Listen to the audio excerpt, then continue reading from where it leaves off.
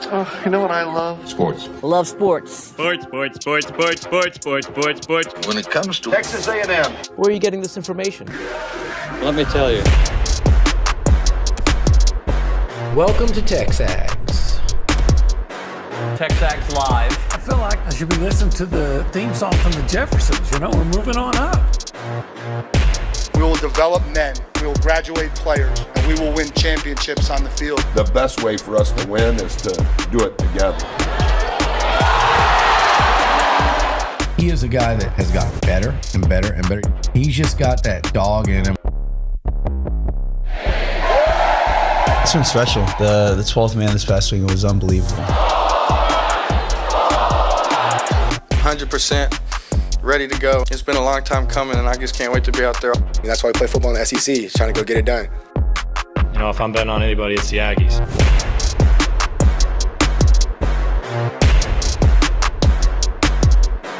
It is a great Friday, OB. It's kind of cool out there. It's football weather, and we've got ourselves an opportunity to see Texas A&M go potentially to 6-1.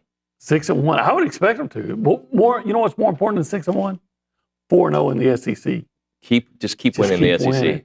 And I would expect them to win. They are the better team. They are, in fact, by far the better team. Mississippi State is struggling. You know that. They're 1-5. But the game's in Starkville. And A&M has struggled in Starkville. Every time, A&M is 2-4 in Starkville. Every time they've lost in Starkville, they've been ranked, and they've been the higher ranked team. Now, that was past. Those were past coaches for both teams. Yeah. But still, you go in there, and there's just this uneasy feeling. You know, like say, like if you have a crash at a certain intersection, they say people that do that often, you know, get a feeling of apprehension or dread when they approach it. It's kind of like what I get at Davis Wade Stadium, Davis Wade Stadium. Yeah. Now so I did a Nuño's Notes yesterday where I had spoken to a couple of different insiders about why Mississippi State was close in these games and just trying to kind of understand them. And this is what I came away from it. A&M should demolish them. They should. And then you say that, and people on the boards will say, rat poison, which, by the way, it is if you're a player. The reality is they have a bad offensive line.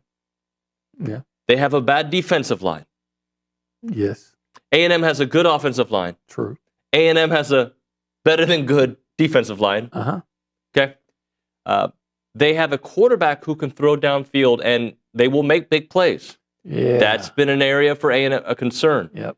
But he's also, well, not he. That team has been sacked over 10 times this year. Okay. Between Blake Shapen and, actually. I think it's 19. Is it 19? I think they've given up 19 sacks. Okay. So you put those numbers together. A&M should go there. And I know the number has moved. When we do our prize picks, pick six later, I think the number we ended on was 14.5. That number's moved up to, I think, 17.5. Something like that, yeah. So A&M should demolish them. But just like Arkansas, just like we know the SEC this season, which Greg McElroy called it like the craziest season he's seen in the SEC, just because of all that reason, is not a guarantee. And we're also Aggies, so we know. Can't take anything for granted No, in the you SEC. can't. I always go back whenever you start talking about how easy a win should be, right? And I agree with you. What have I told you about that time my son, his frat brothers were at my house for the game against LSU 2 years ago? They should kill us. And they're just talking. I said, yeah, but you know what? Here's what you're not thinking. No road game in the SEC, any game, but especially on the road, can be taken for granted. Yep. And A&M went and dominated that game and won and upset LSU. Well, you have to you have to remember that and understand that applies to you as Aggies 100%. too. You go on the road against what is obviously an inferior opponent. Doesn't mean you're going to win if you don't play well. But you know what? People who listen to talk shows want to hear a definitive answer. And my definitive answer is A&M's going to win convincingly. That's what I'm telling you right now. Now, I can say that and caution everybody, but it is the SEC. But I'm telling you, I think A&M's going to win. They're going to roll. And I also feel like LSU might lose this weekend. Oh, I'm spoiler alert. I'm going to be taking Arkansas. Well, I'm the worst of course, in the league at pick six this year. I'm dreadful. And I'm just one game ahead of you because I've been rallying. So what does that tell you? You know, you're only as good as your last week. Well, I keep thinking about, well, last year I won the whole thing. It doesn't matter. I'm terrible. Yeah. Bottom line, I think A&M should and will roll, but I'm an Aggie, so I'm going to be very cautious in my thinking. If I was in Vegas or even Lake Charles and someone came to me and put the gun to your head and said, you're going to bet your life on this game.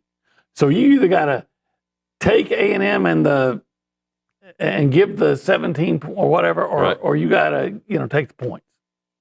I would take A&M and give the points. Yeah. Well, especially at the point total we have it at 14.5. I think A&M is going to win by more than 14. I do. I do too. I do too. But see, we keep doing it. We keep doing it. By the way, I don't think just a couple of buts. But there's a lot of people who thought they were, tuning into the cooking show. We didn't tell the folks who we are. Of course. We are TexAgs Live. Sorry, no cooking going on right now. We are presented by David Gardner's Jewelers. We're in the Rollo Insurance Studio right here. Well, this is actually the Holistic Planning Cool Zone. We'll give you a little bit more about them in a moment, but it's the Go Hour. That's presented by the Warehouse of CC Creations. It is. Thank you, CC Creations. Maroon never looked so good with Maroon You. I think I look good in maroon. You do. You look good today, though. I think it's been a good dressing week for you, OB. Well, it had to be professional this week. Notice? Oh, yeah, I did notice. Now that you brought my attention. Well, so I went from growing the beard for a week to almost 2 weeks. Yeah. And then I was like, you know what? I'm just going to get a full-fledged beard and then shave it. And then not only did my wife notice, but others like, you look a lot older with a beard. And I shaved yesterday. My wife's like, what'd you do? Get a makeover? You look so much younger. Got clean. So much younger. The gray's gone. I think you look good with a beard. All of us look good with a beard, but we look older when you're old. I mean, when you're old, you look older. When you have when that gray beard starts coming out, then you're old. You may be hide a little bit better.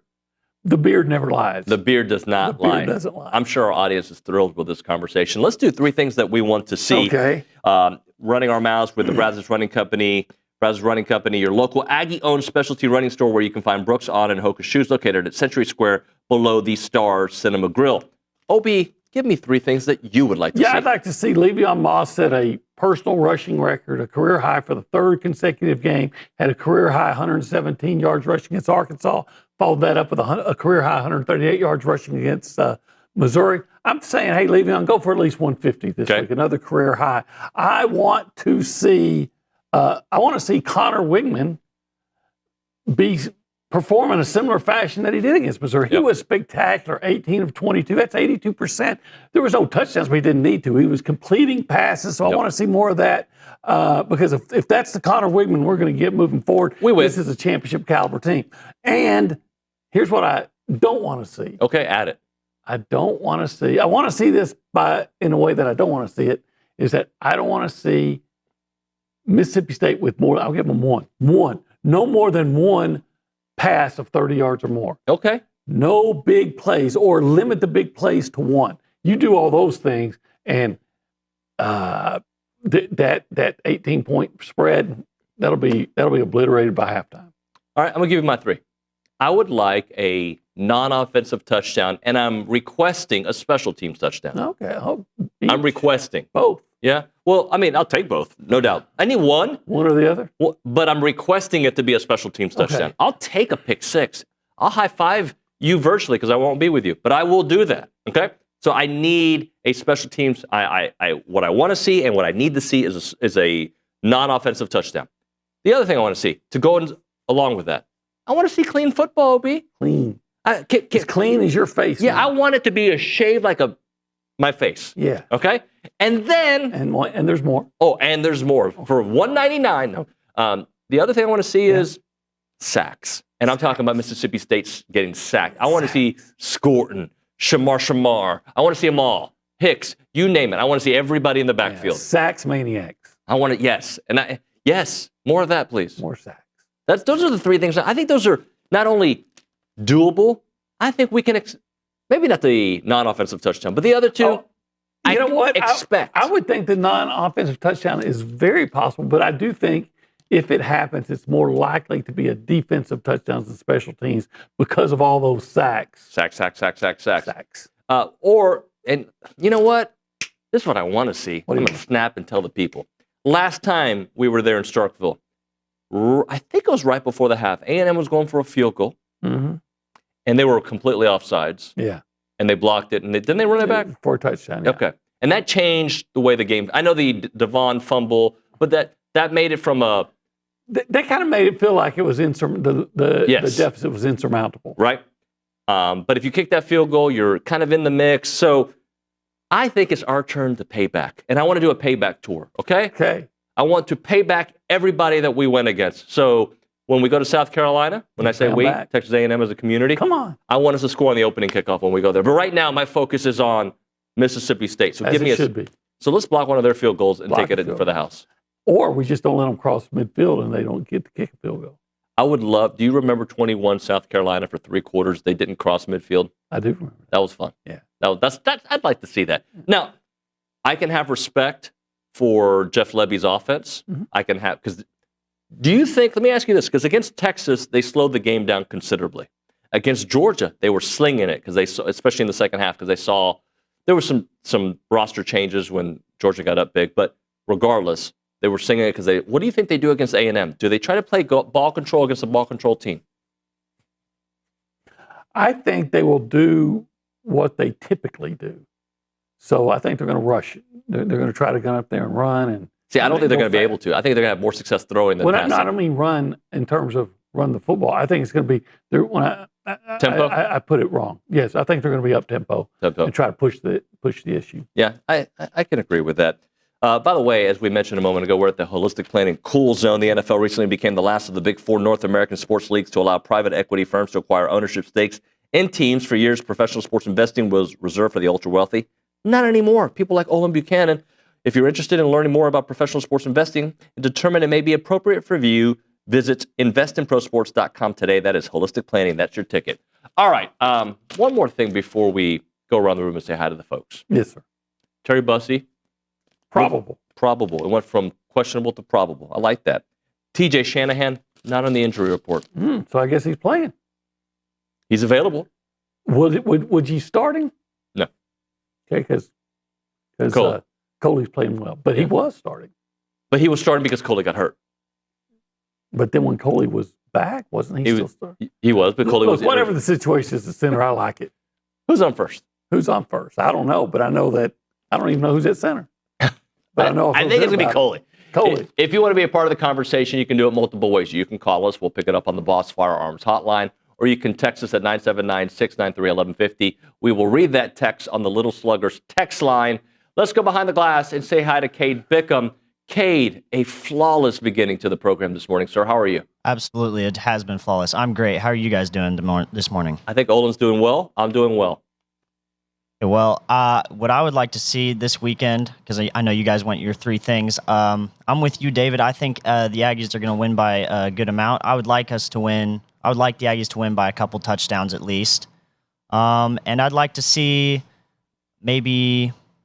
I'd like to see a receiver get over 100 yards this weekend. I don't care who, but I'd like to see somebody get over 100 this weekend. Cade wants to see a 100-yard receiver. And I you know what? I should have thought of that because we've had Noah Thomas do it. I would actually expect that too. Yeah. What if A&M had one of those games where Connor throws for 300 yards and Moss runs for like 150 plus, and then you have Noah Thomas and pick one. Somebody else with both 100 yards. Oh my, bro! Not like that's I think it's possible. We are talking about a Mississippi State defense that's last in the SEC in rush defense and pass defense. So I'm not even going to apologize for expecting to see this, while also recognizing it's the SEC, right? So, but I still think everything you said. Why wouldn't it happen? Here's the other thing I want to keep seeing.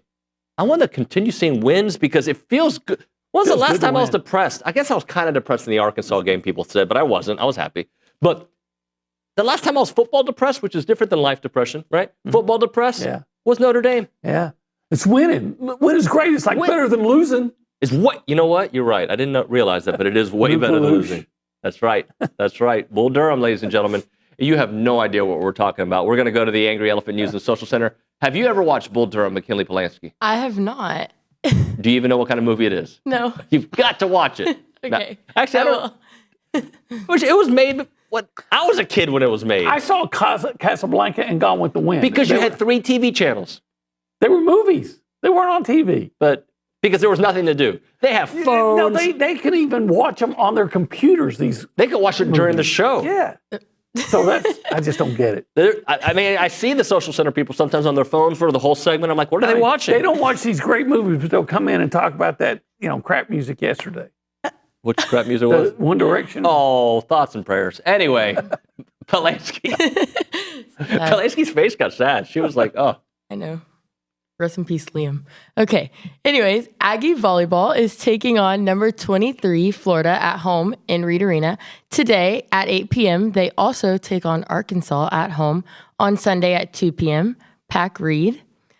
The number 15 Texas A&M women's golf team continues its 2024-25 season at the White Sands Invitational October 18th through the 20th on the Ocean Club Golf Course at Atlantis in Paradise Island, Bahamas. I'd like to do that. I'd like to go there. Yeah, that'd be great. Yeah, watch that. Yeah, that's nice.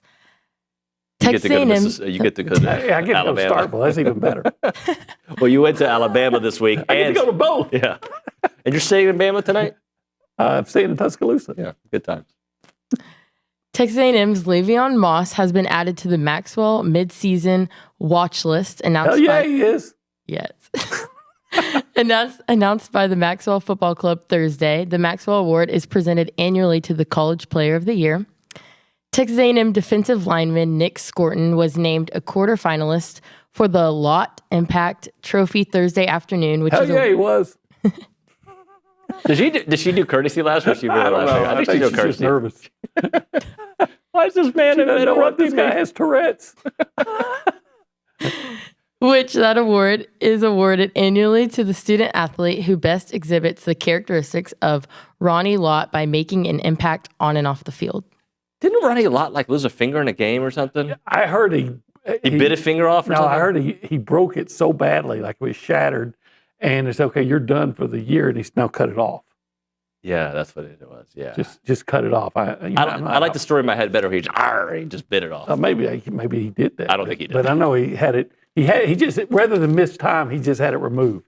See, they don't make football players like that anymore. That's my kind of football player. Yeah, right? yeah. I maybe need that with my little finger. What is that bump? But I never miss time, even though my fingers are kind of interesting. Yeah, I don't miss time.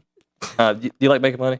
I love to make money. Do you like making a lot of money? I love making a lot of money. Actually, I don't know. I never have. PrizePicks.com/TexAgs. Use the code TexAgs to get $50 once you play in $5 lineups. What is PrizePicks, OB? How would you describe PrizePicks? Oh, I don't know. It's an opportunity to just fan yourself with money. Fan yourself with money, or the way I like to look at it, you're a really good fan. Pick stat projections for players, more than or less than. Oh, if you want to put it that way. That's how I like to do it. So here are some of the ones I'm doing this week. I actually chose less than Cam Ward, 324.5 passing yards. Okay, they're taking on Louisville. I went less than. Brady Cook, I have him throwing for more than 230 yards, it looks like. Against those Auburn Tigers? And then Luther Burden, I have him receiving for more than 71.5 yards. Ryan Williams, they're taking on Tennessee, by the way, Alabama. Yeah. I have him receiving more than 67.5 yards. And also a free square for this week, Anthony Edwards, more than 0.5 points. I think he'll score the next time he plays. That's just the way I look at it. Minnesota Timberwolves? Yeah. Via Georgia. He was a Georgia Bulldog. The guy that I think is not the face of the NBA, but a rising star that I still didn't think was the face, and people got mad at me for making that assessment on TV last year. He's a baller, though. I think if a lot of people, most people saw Anthony Edwards on the street, they wouldn't know who he is. In College Station? Or no, I think most people. Isn't it the name of Goose? Isn't that his real name? Yeah, I think that's his Goose. So that should be his new nickname. PrizePicks.com. That had nothing to do with PrizePicks. PrizePicks.com/TexAgs. Use the code TexAgs. Receive those $50 once you play in $5 lineups. You win on Anthony Edwards unless he puts up a goose egg. Well played, sir. It's PrizePicks.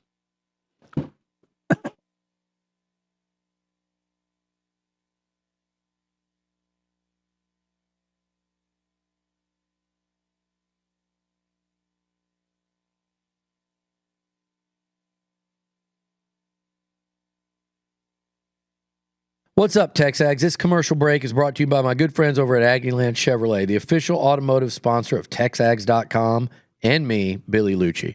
Greg Gunn is the proud owner of Aggieland Chevrolet and invites you to visit the dealership to experience true Aggie hospitality. From their friendly staff to the experienced service team, Aggieland Chevrolet is TexAgs approved. Check out the dealership off of Highway 6 in Bryan or go to AggielandChevrolet.com and tell them Billy Liucci sent you by.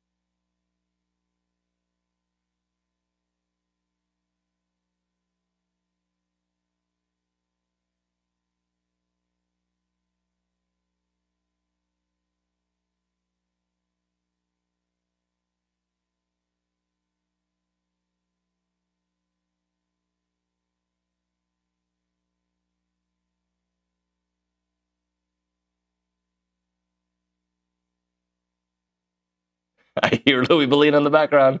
I think we're on the radio. We're back. Here we go. Awkward exchange here on TexAgs Live. If you were listening to that, sorry, gig 'em. We're presented by David Gardner's Jewelers. We're in the Rollo Insurance Studio. It is the Go Hour presented by the Warehouse at CC Creations. He's Olin Buchanan. I'm Olin Buchanan. I'm David Nuño.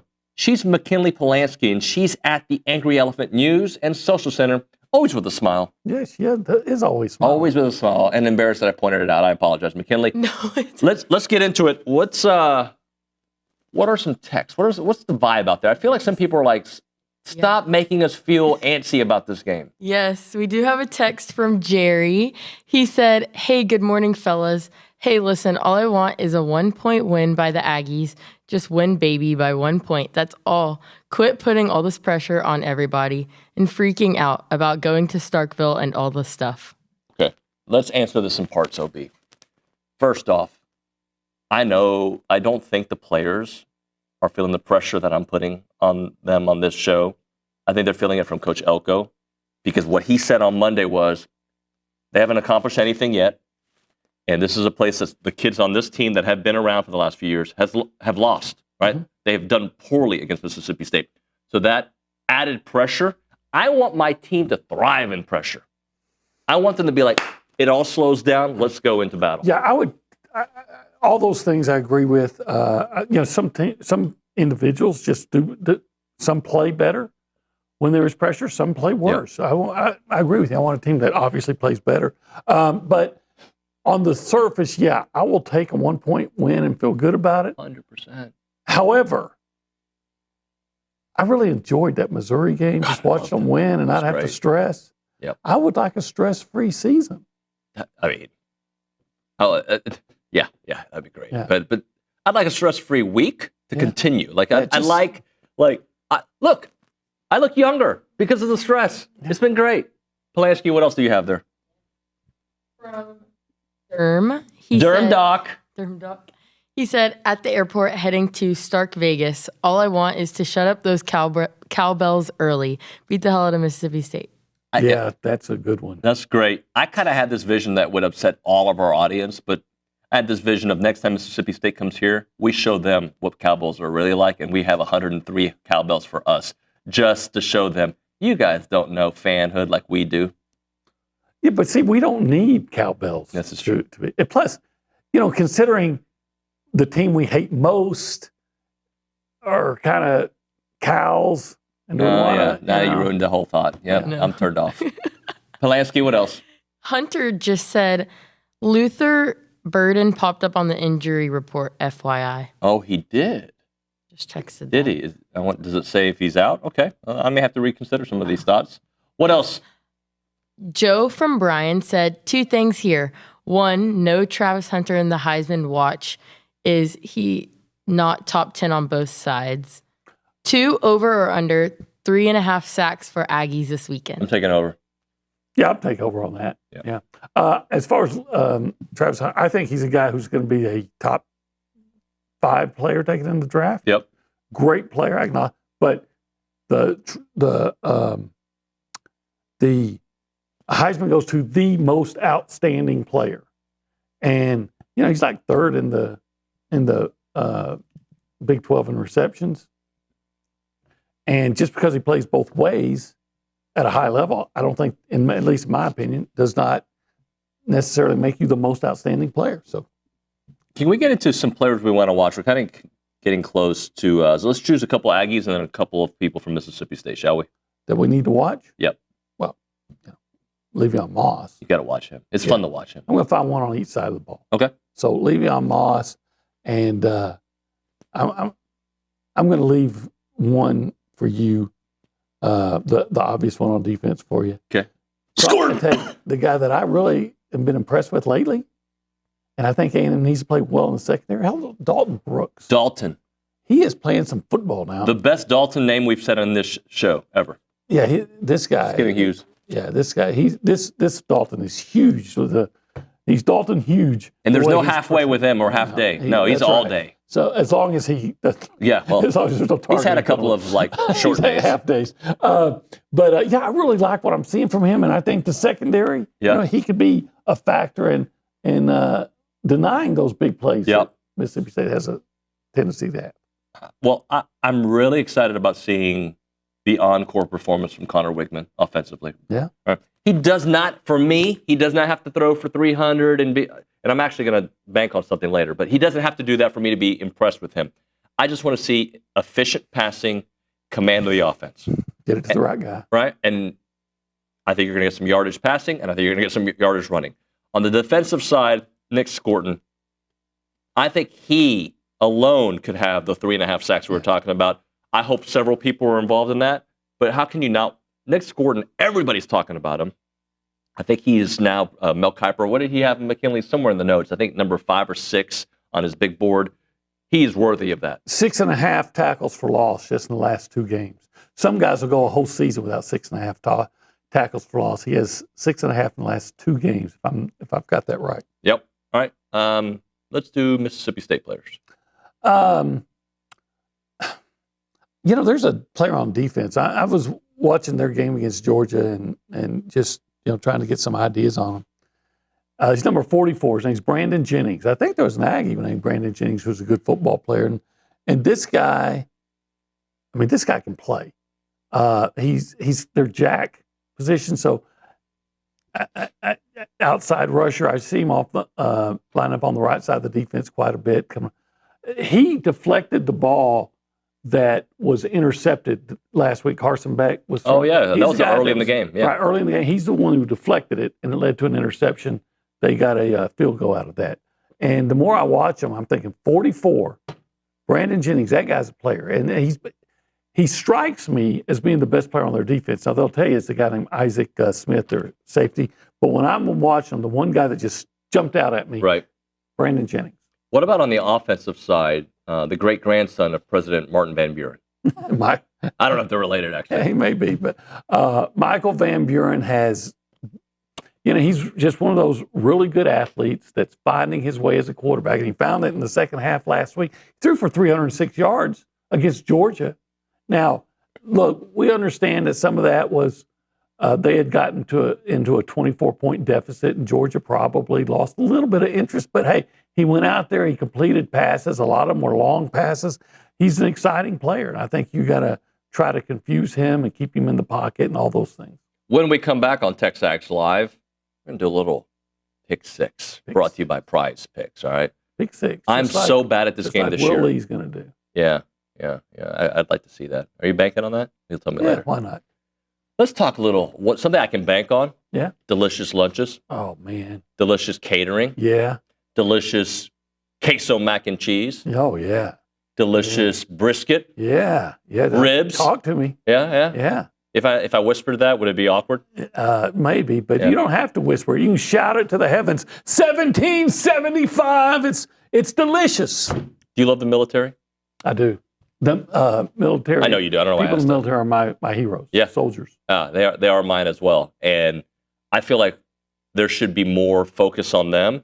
And that's not why you go to 1775, but just know you are honoring them when you go there, that their name is 1775 because that's when? Because that's when the U.S. military started. Yeah, absolutely. They put it together. Prime meats, handmade sides, handmade desserts, top 25 new barbecue and top 100 barbecue joints in Texas monthly. Open Thursday through Saturday, 11 a.m. until they're sold out, and they sell out quickly. Okay? Yeah, and that 1775, they created that military and those soldiers so we could get independence from English food. We can have amazing Texas barbecue instead of fish and chips. Yeah, which I don't mind fish and chips for the record, but I'd rather have barbecue. Yeah. By the way, their online ordering turns off at 10 a.m., 8203 Raymond Stelzer Parkway in College Station, 979-492-6241, 1775 TXBBQ.com. Make a sound. I love it. Love it.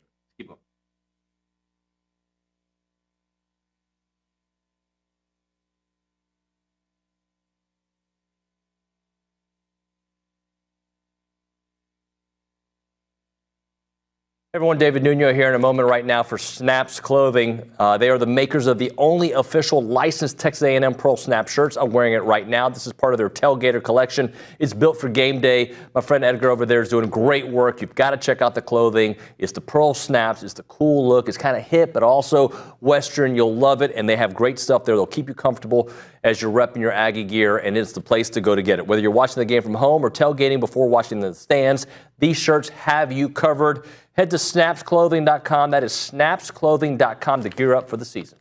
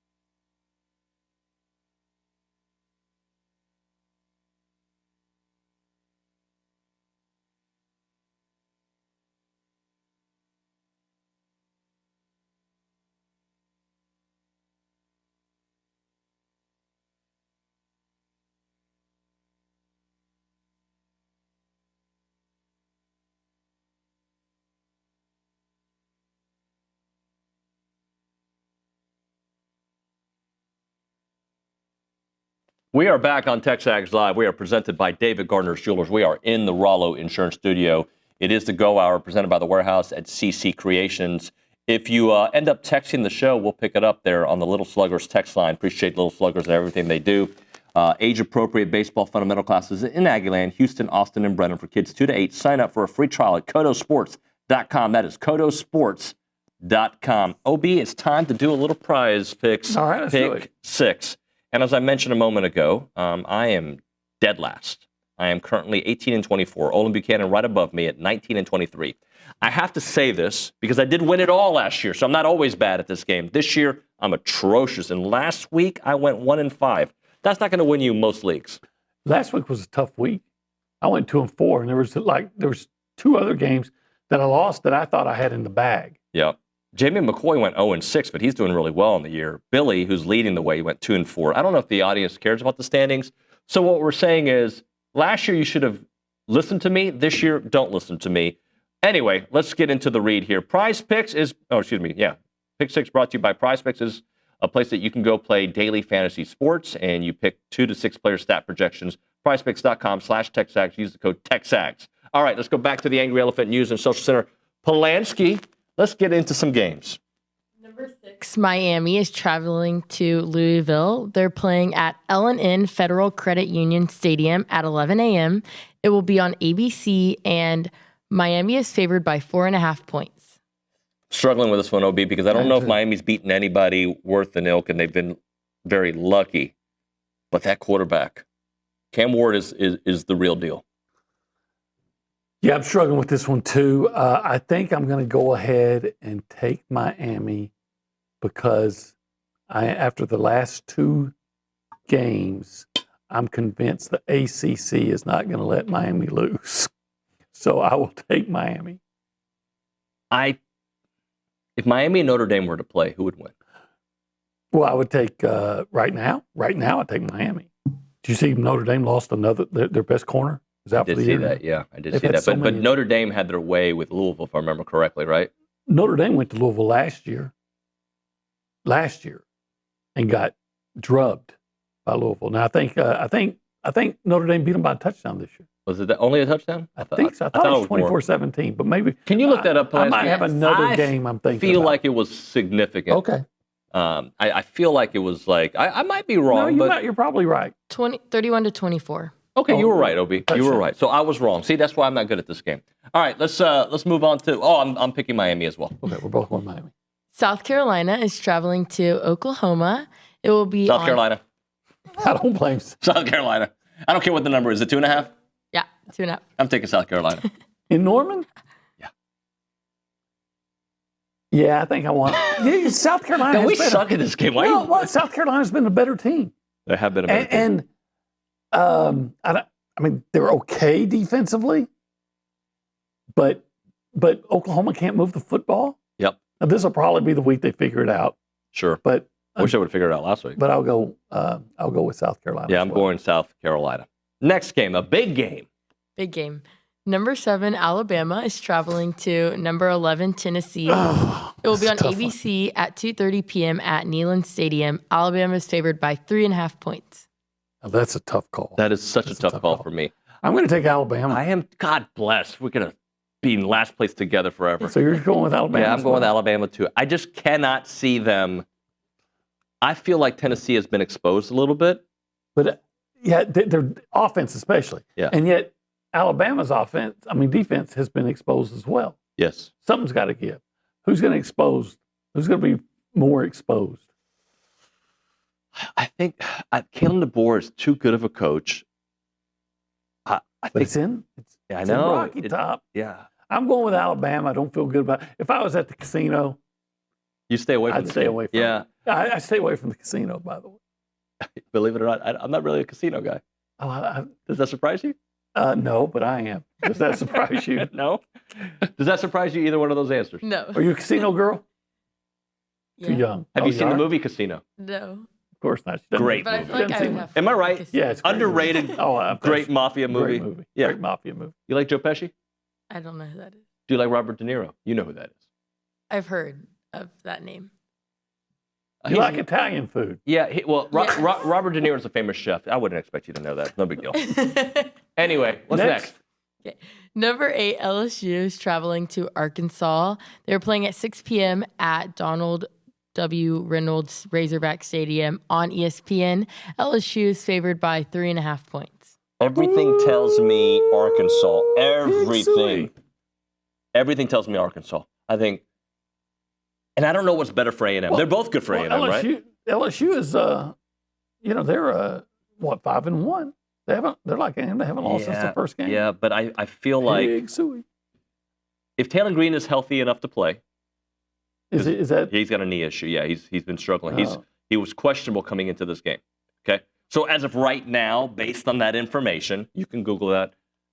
I still think at Fayetteville, Arkansas's been better. Would it be better for A&M for LSU to win and then A&M beat a number 7 in the country LSU at that time potentially? Probably.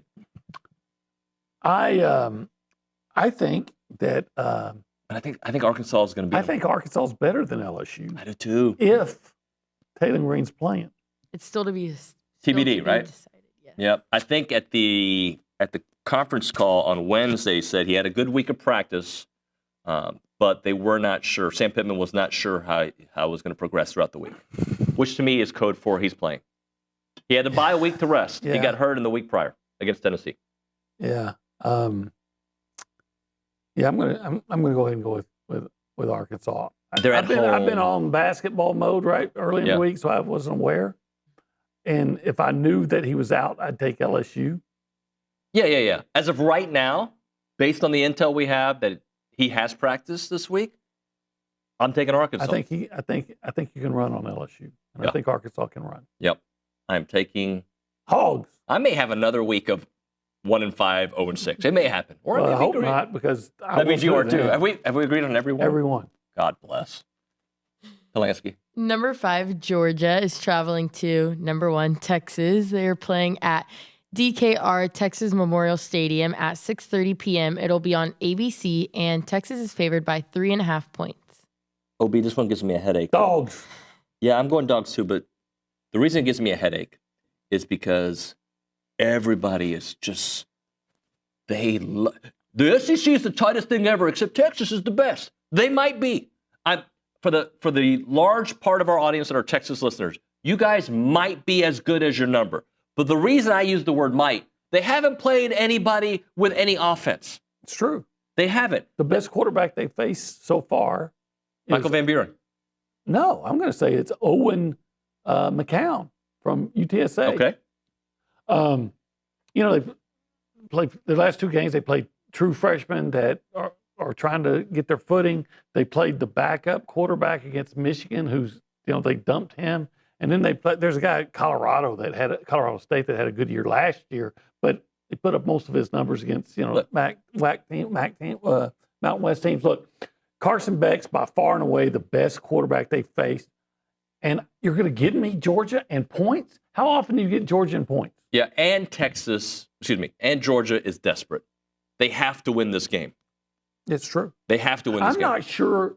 And Texas doesn't have to win it. I'm not sure, as much as I'm probably going to get stoned for saying this, I'm not so sure it wouldn't benefit A&M more if Texas wins. Yeah. But I think we're about to learn a lot about it. Texas might be the team that they're ranked at. They might be. I'm not, and I know it's popular to be an Aggie and just hate on everything Texas. They might be. I'm not convinced because of who they've played. Mm-hmm. That's not a shot at them. That's just a shot at what I've seen. Just like Ole Miss when they were playing powder puff teams. And this, you didn't know Michigan was going to be a rebuild year. You didn't know that, right? You didn't know that Oklahoma wasn't going to know how to recruit in the SEC and they were going to be atrocious. You didn't know that, and you guys did recruit the right way. So you might be that team, but you're not battle-tested. And you know who is battle-tested? Georgia. Even though Georgia is not the Georgia we're used to seeing, because they're not, they took on Clemson, the proud program.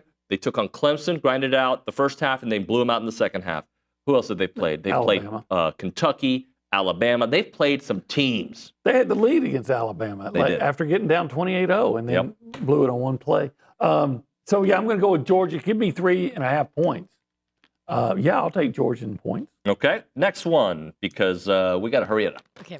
Number 14, Texas A&M is traveling to Mississippi State. It will be on SEC Network at 3:15 p.m.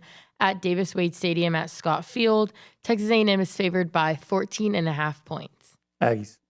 Yeah, at this number for sure. The number that I saw earlier today at 17.5, that I might pause on that one. But I think the Aggies are. So we're 6 for 6 to get. Yeah, we're look. good. Change mine just because we don't want to be the same. Okay. So change my LSU pick because I don't know about Taylor Green, and I'm going to take LSU. Everybody hear that? All right. Okay. Let the record here. reflect. I'm going to have a better week See than my OB. old friend Martin. Van Buren? Can you tell me where he's gone? No. You don't know that I song, have no idea do what you? you're talking about. I don't know anything, I bro. said everybody here. You know There's that a song? Abraham Martin and John. Never mind. Oh, yeah, of course. Let's hit a break. When we come back, we got to quickly do a lot of things because we're not going to have that much time. We're going to have Around Aggieland, and we're going to bank on something, and I'm very confident on my bank on. Right now, we're talking about Bird Dog, Aggie owned and operated company creating access to hunting opportunities. So I'm going on this TexAgs wing shoot. I hope many of you can join us. You got to check it out. November 6th to the 8th. Brady, Texas. Roger Krager. I've been saying Krieger. I listen to him. I've heard other people say that. Don't be having fun all wrong up there. Will you drink some Everclear for me later? Yeah, mate. Can we hear the song Everclear on the other side? Do you know that song, Polanski? It's a jam. It's a jam. The message. All-inclusive hunt, by the way. Come on down to Brady, Texas. 2-night upland shoot with some Aggie legends. There will be some guided hunting, skeet shooting, axe throwing, cold beverages, Aggie fellowship, and, of course, live country music performance from Roger Krager. Cannot wait for that. Only 10 spots are available. So you're going to have a bunch in Brady. Oh, yeah. Oh, yeah. A bunch in Brady. Look at the smile. Here it comes. Here it comes. And there it goes. birddogit.com/TXAGS hunt. That is birddogit.com/TA. Oh, my God. Can you help me out, OB? Birddogit.com. Yeah. /TX. AGS. Hunt. TexAgs hunt. There you go. It's Bird Dog. Oof.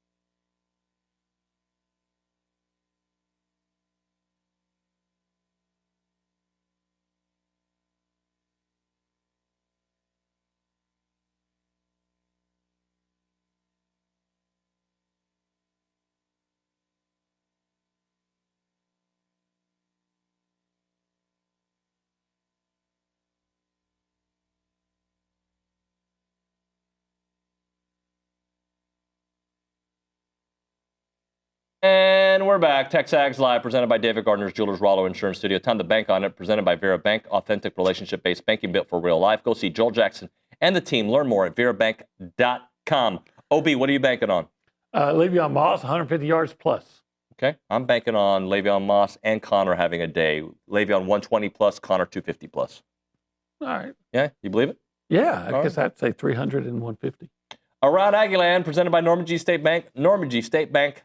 Rock solid banking. The website is normangstatebank.com. With that, we have the Kay Naegeli. I'm back after a long period away. Just one show without doing it. Hello. Obi's staring at me over here. I want to hear what she has to say. We want to know what's He's tuned in. We're not in the know. You're in the circle of trust with these great events happening. We are. Well, we have a lot going on tonight, actually. We have 3 different events happening on campus tonight. Let's start off with some fall softball. They will play Texas tonight at Davis Diamond. That is a fall ball game.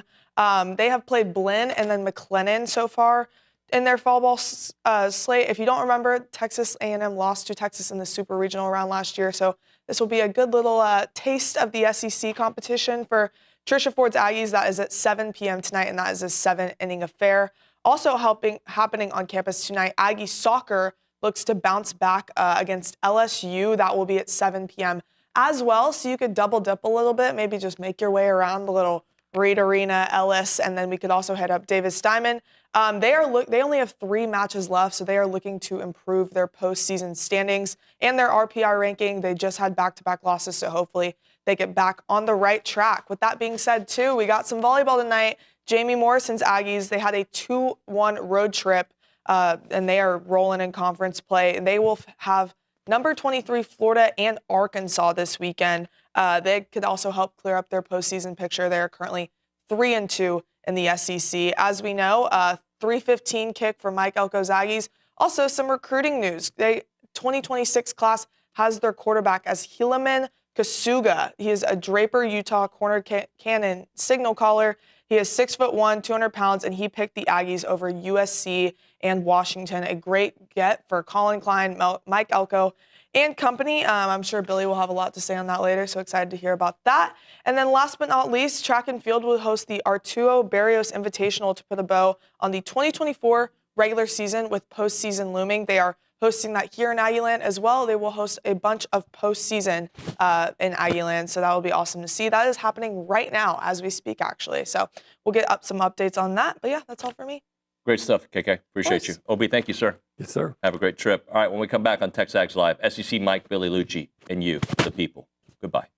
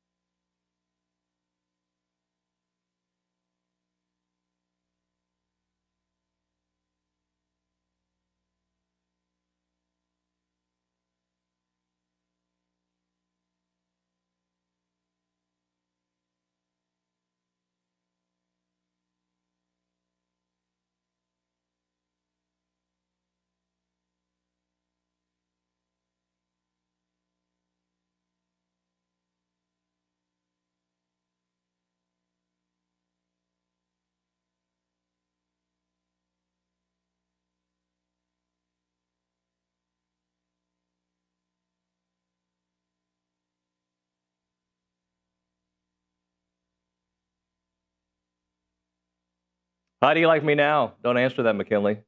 Toby Keith, by the way, if you didn't know. Oh, you did know. TexAgs Live. We are presented by David Gardner's Jewelers. We are in the Rollo Insurance Studio. Should have Billy and SEC Mike with us here momentarily. We will either get them on the phone through Brian Broadcasting, or they'll join in on the Zoom phone call. Kate will give me the thumbs up whenever we get to that. So Danaland, I hope I'm pronouncing that correctly. Why are you laughing at me? Because if you were going to come to me, I was about to say that same call. Okay, then I'm going to come to you at the Angry Elephant News and Social Center. Read me the Danaland. 3 things I want to see. MSU to play the great in all 3 phases. MSU plays extremely physical all game. MSU exploits each one of our weaknesses. We can only get better with challenges. Yeah, I don't want to see that. I don't want to see that at all. Right? Look. I understand the theory behind, I want it to be. Look, I like stress. The stress is coming. We are in the SEC. This is the worst team in the SEC statistically and record-wise.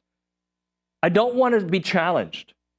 I want our team to be so good that there is no challenge. Right? To me, it's like, we went through that with Bowling Green already. We went through that early in the season. Okay, I know that those challenges are still going to pop up this year, but I don't want for Mississippi State to challenge A&M. And by the way, they're going to challenge us in areas that I don't want to see. Right? They are good football players trying to get better with a coach that seems to be on the rise. I understand all of that, but I don't want to see any of that. And Christian on the YouTube page says, I'm fine with LSU and Texas challenging us, not Mississippi State. So there is that. So let's go to the Boss Firearms Hotline. I believe Billy Liucci is on with us as we work on getting SEC Mike on the show. Billy Liucci, good morning. What's up, Nuño? How are you, sir?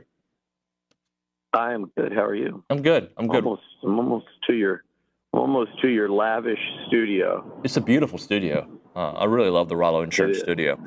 So we're working on getting SEC Mike on the program. Just, I wanted you to kind of respond to that YouTube chat that was sent. I don't think you heard it, but I'll let McKinley read it. Oh, SEC Mike is there. You can respond to that chat here. Mike, good morning, buddy. Hey, you got me? Yes, I do. Mike, how are you? Where are you traveling to this weekend, Mike? Third Saturday in October. I'm on my way to Knoxville for Alabama, Tennessee. Billy, question. Shane would not have let you be anywhere else, right? I got my cigar ready. I'm ready to see Tennessee beat Alabama again. Is that the prediction? No, the prediction is Alabama. It's always Alabama. I think they've only beat them 18 out of 19, I think. Yeah. I mean, I know the Morgan Wallen song. They beat us every damn year. Yep. Well, what Nuño, I'm just diving right into this. I apologize, but since we brought up Tennessee, what's happened with Vols offense has kind of shocked me.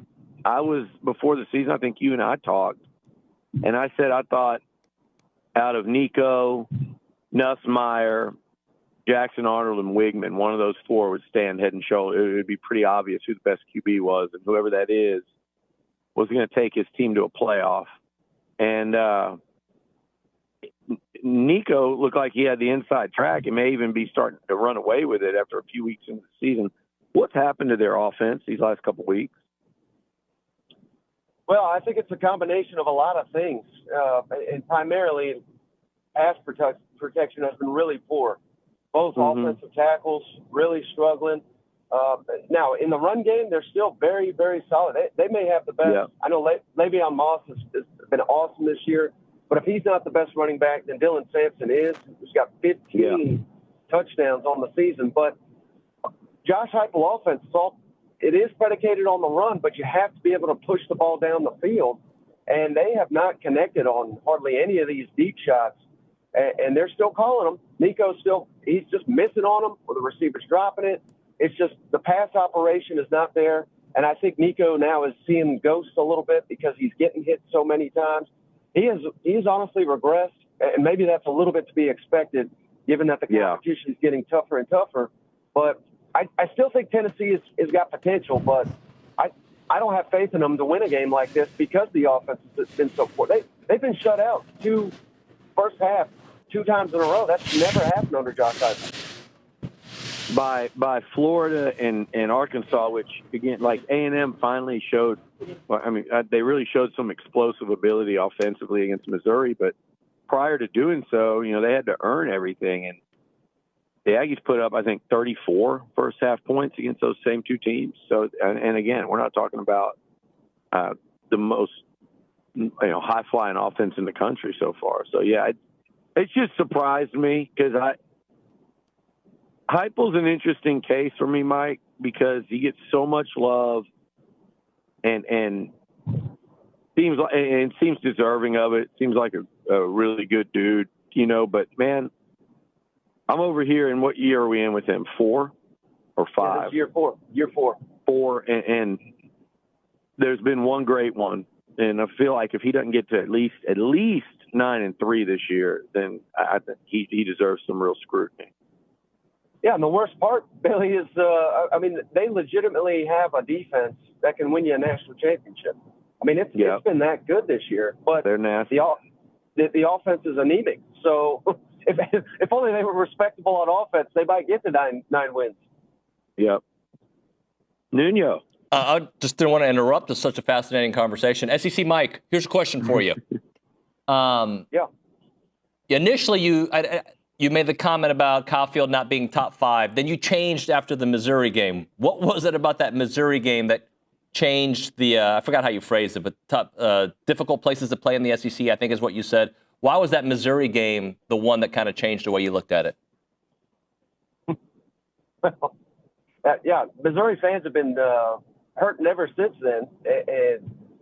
And again, I don't know what other takeaway you could have.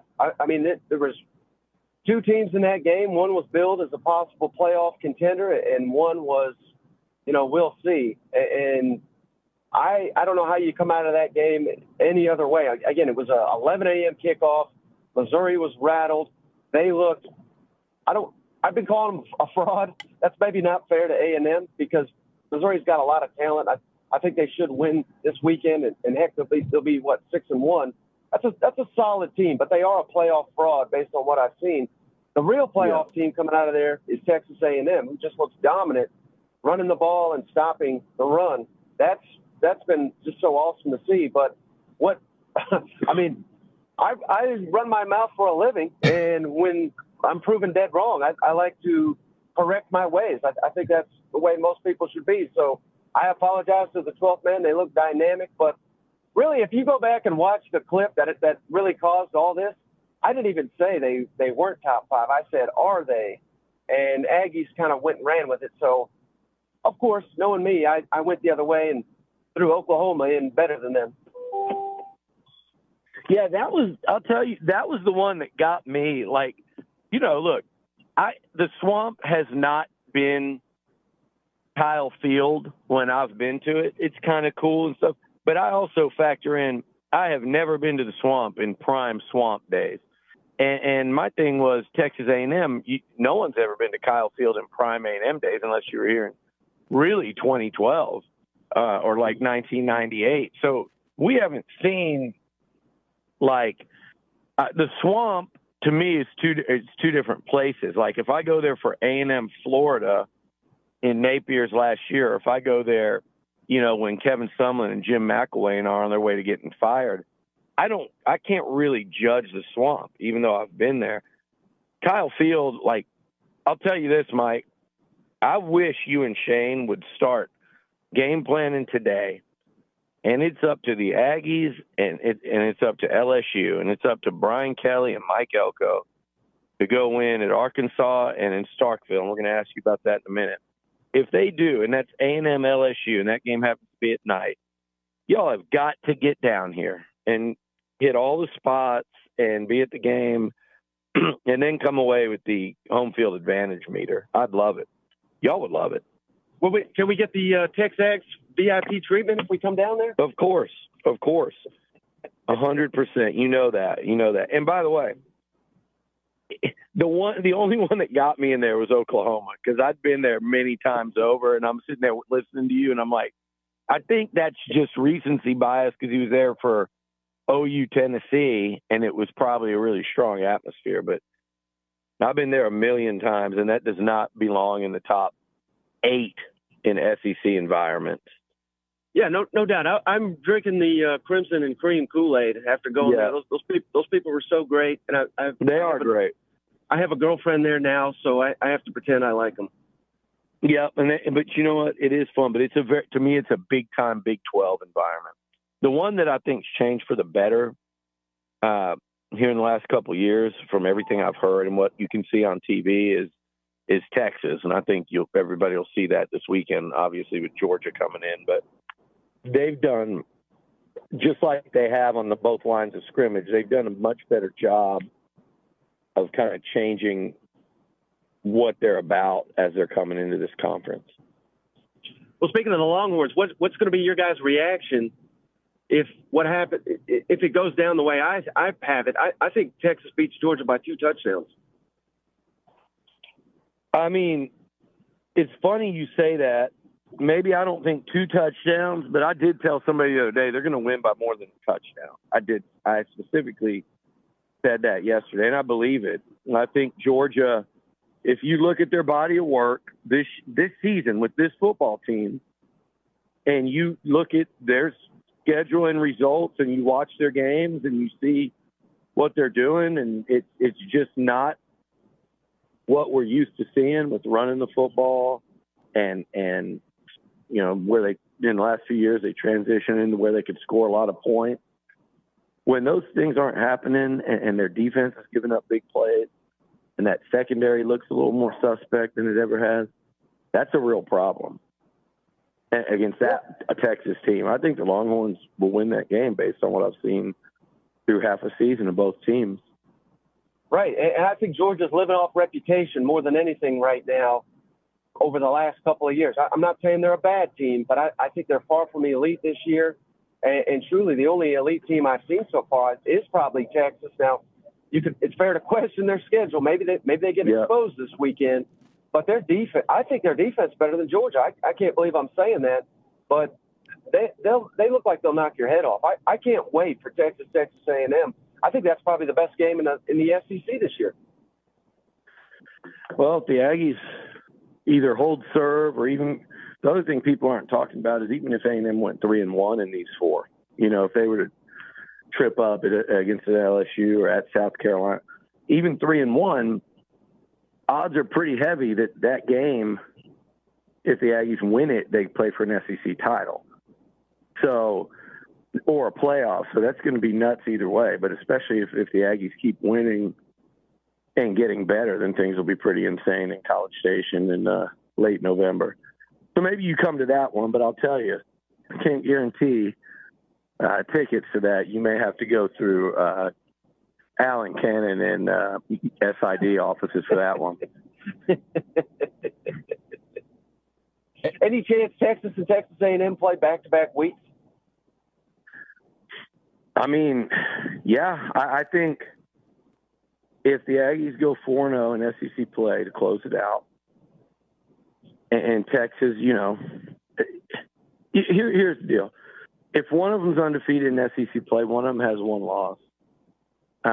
Then if that 1-loss team wins, I do think they'll play again.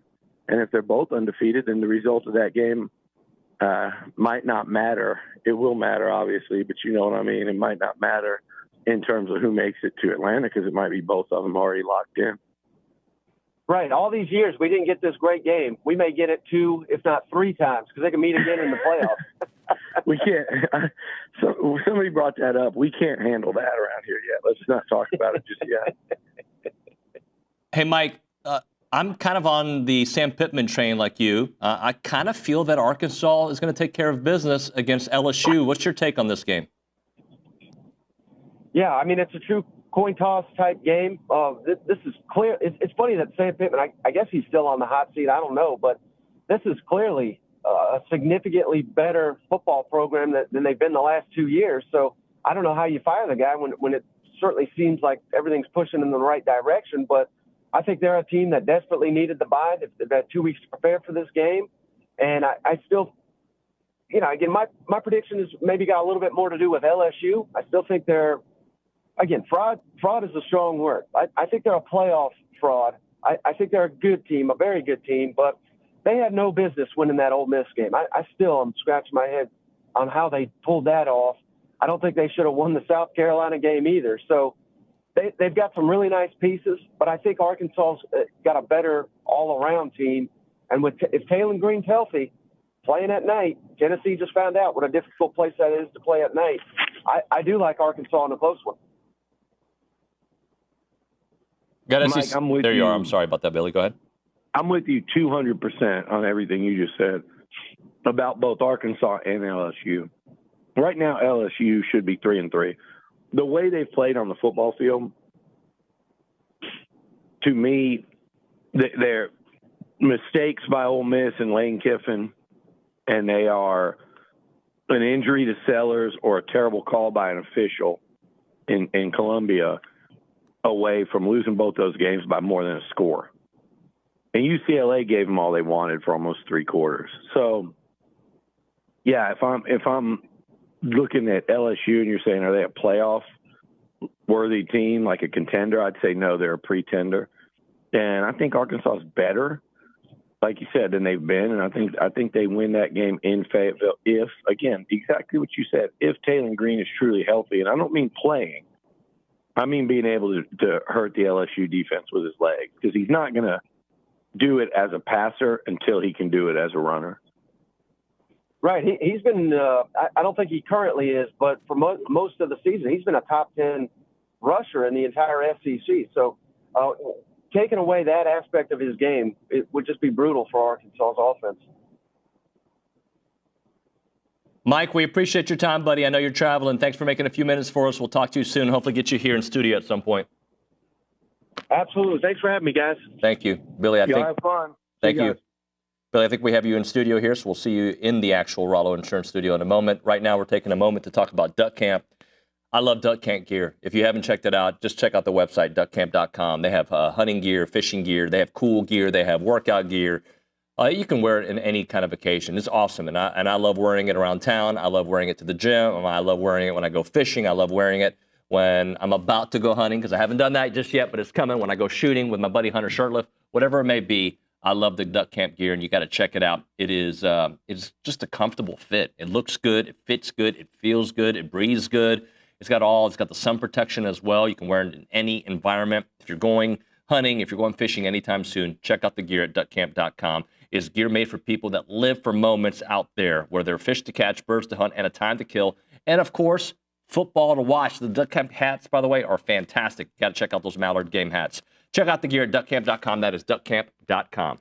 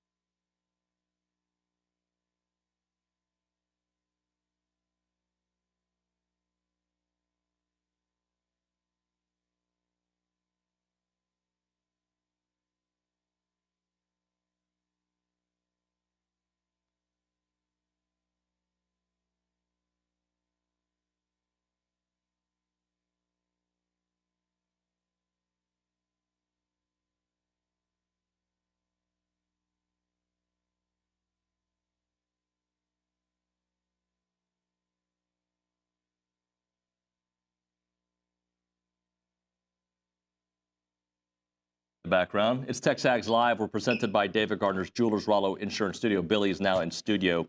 So I did my Nuño's notes yesterday, Billy. And is that his thing? That's the thing. Thanks. I had no Executive editor, thanks. Nuño's notes. Well, Nuño's notes are a thing we've been doing all season long, for the record, where I talk to. I've seen it. Yeah, I know. Yeah.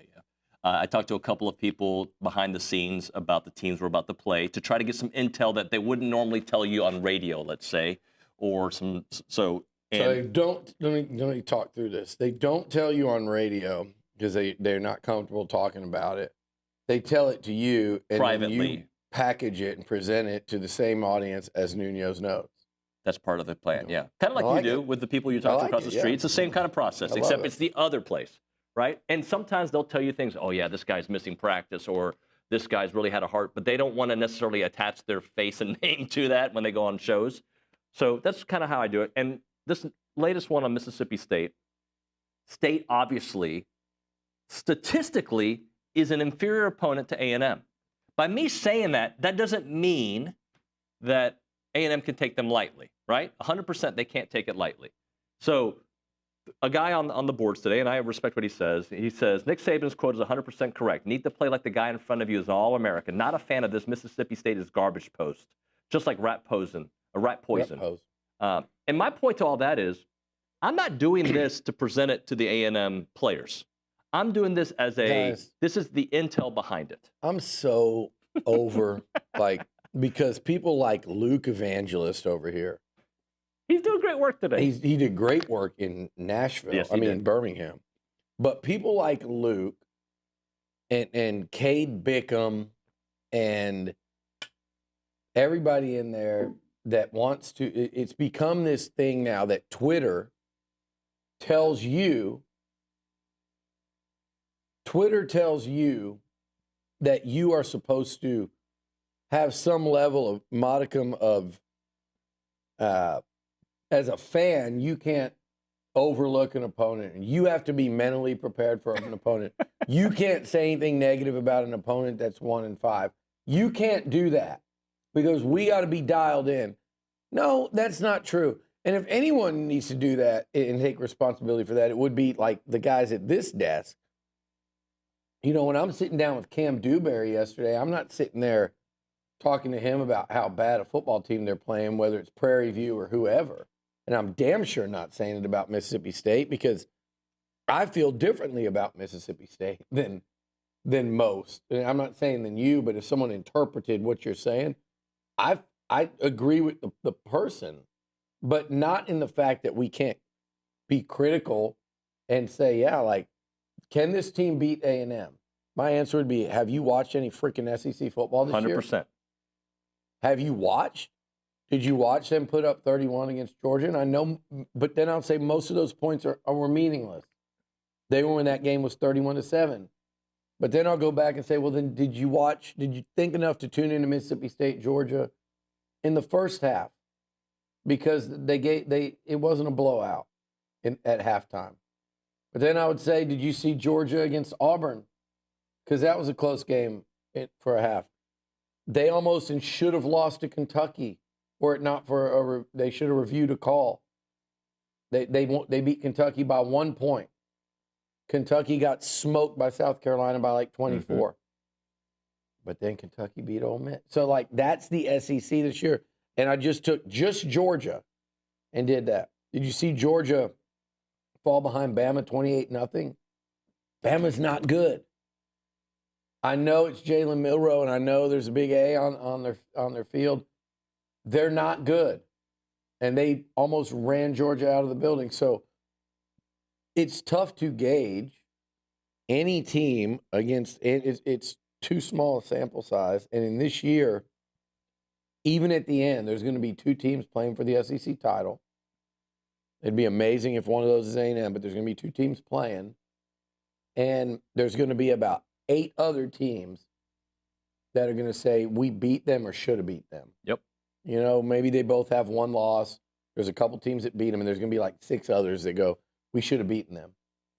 If it's Georgia, Kentucky's already saying that. If it's Alabama, Georgia's already saying that. South Carolina's saying that. Vandy is saying that. You know, like if it's A&M, Arkansas might be feeling that way. So you can't overlook anyone this year. No, you cannot. Including Mississippi State. But at the same time, they are, as we get prepared to play them, they are one of the worst teams in the SEC now. Right now. Half of the season. Halfway through the season, they're the worst offensive line in the SEC and the worst defensive line in the SEC. And I heard how bad Bowling Green's run defense was, and the Aggies struggled to run because they were struggling to connect passing the ball.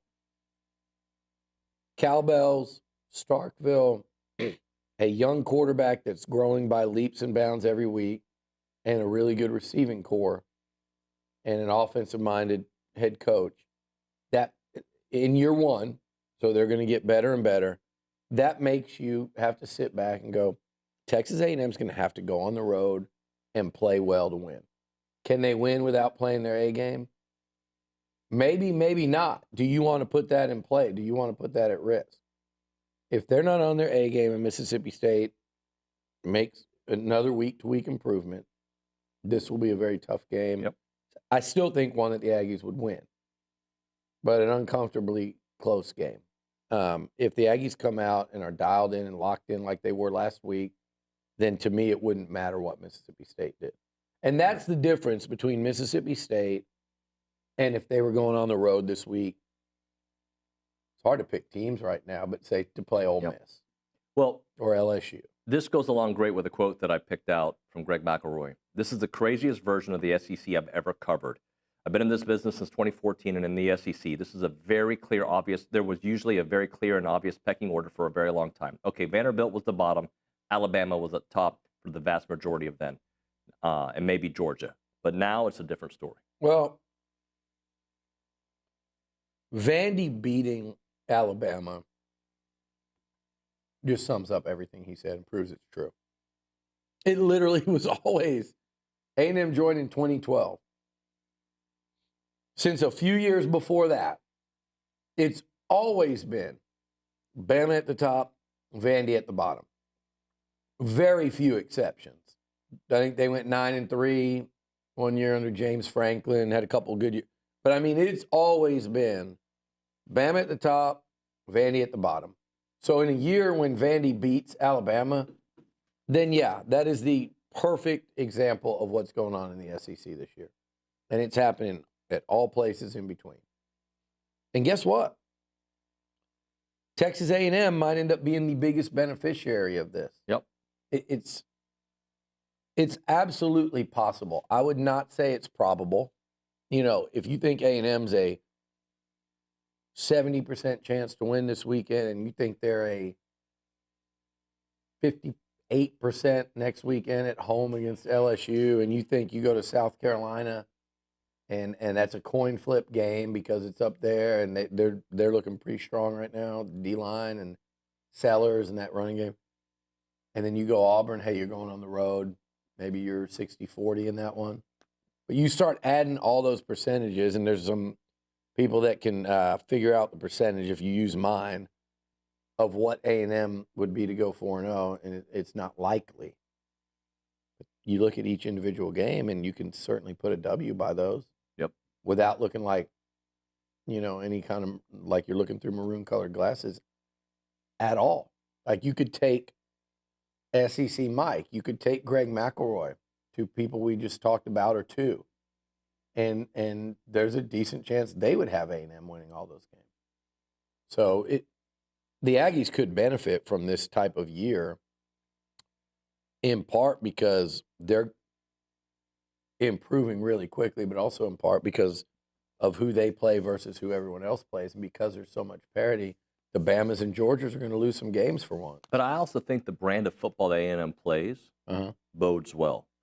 When you can control the line of scrimmage, you can control the tempo of the game. Well, you're almost talking about offense. I'm talking both sides. I think they can dominate the line of scrimmage on defense. Yep. And I think they can win the line of scrimmage on offense. I mean, I look at every game they play the rest of the way, and there will be an exception because it's football and it's college football and it is the SEC. But if you're going matchups on today, October 18th, and I'm going, you just said O-line, D-line. Mm-hmm. I think A&M wins both matchups against. Can someone please tell him to be quiet? Thank you. I mean, you know this, right? People listening can't hear this. There's a habitual loud talker in a shut door other room. And somebody passed him the other day. You can't even concentrate. Like, you literally cannot concentrate on what you're doing in here. You can hear the whole conversation. She's laughing because she hears it too. So, but he's in there right now trying to act like I'm overreacting. It is unbelievable.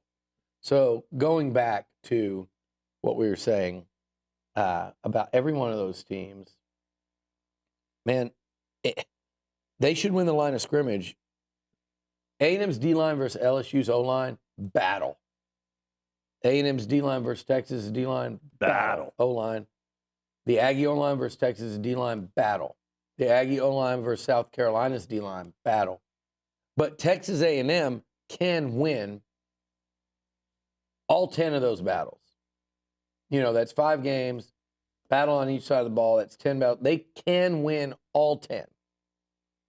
Again, like, I think the ones that they don't win, David, I would expect no worse than a push.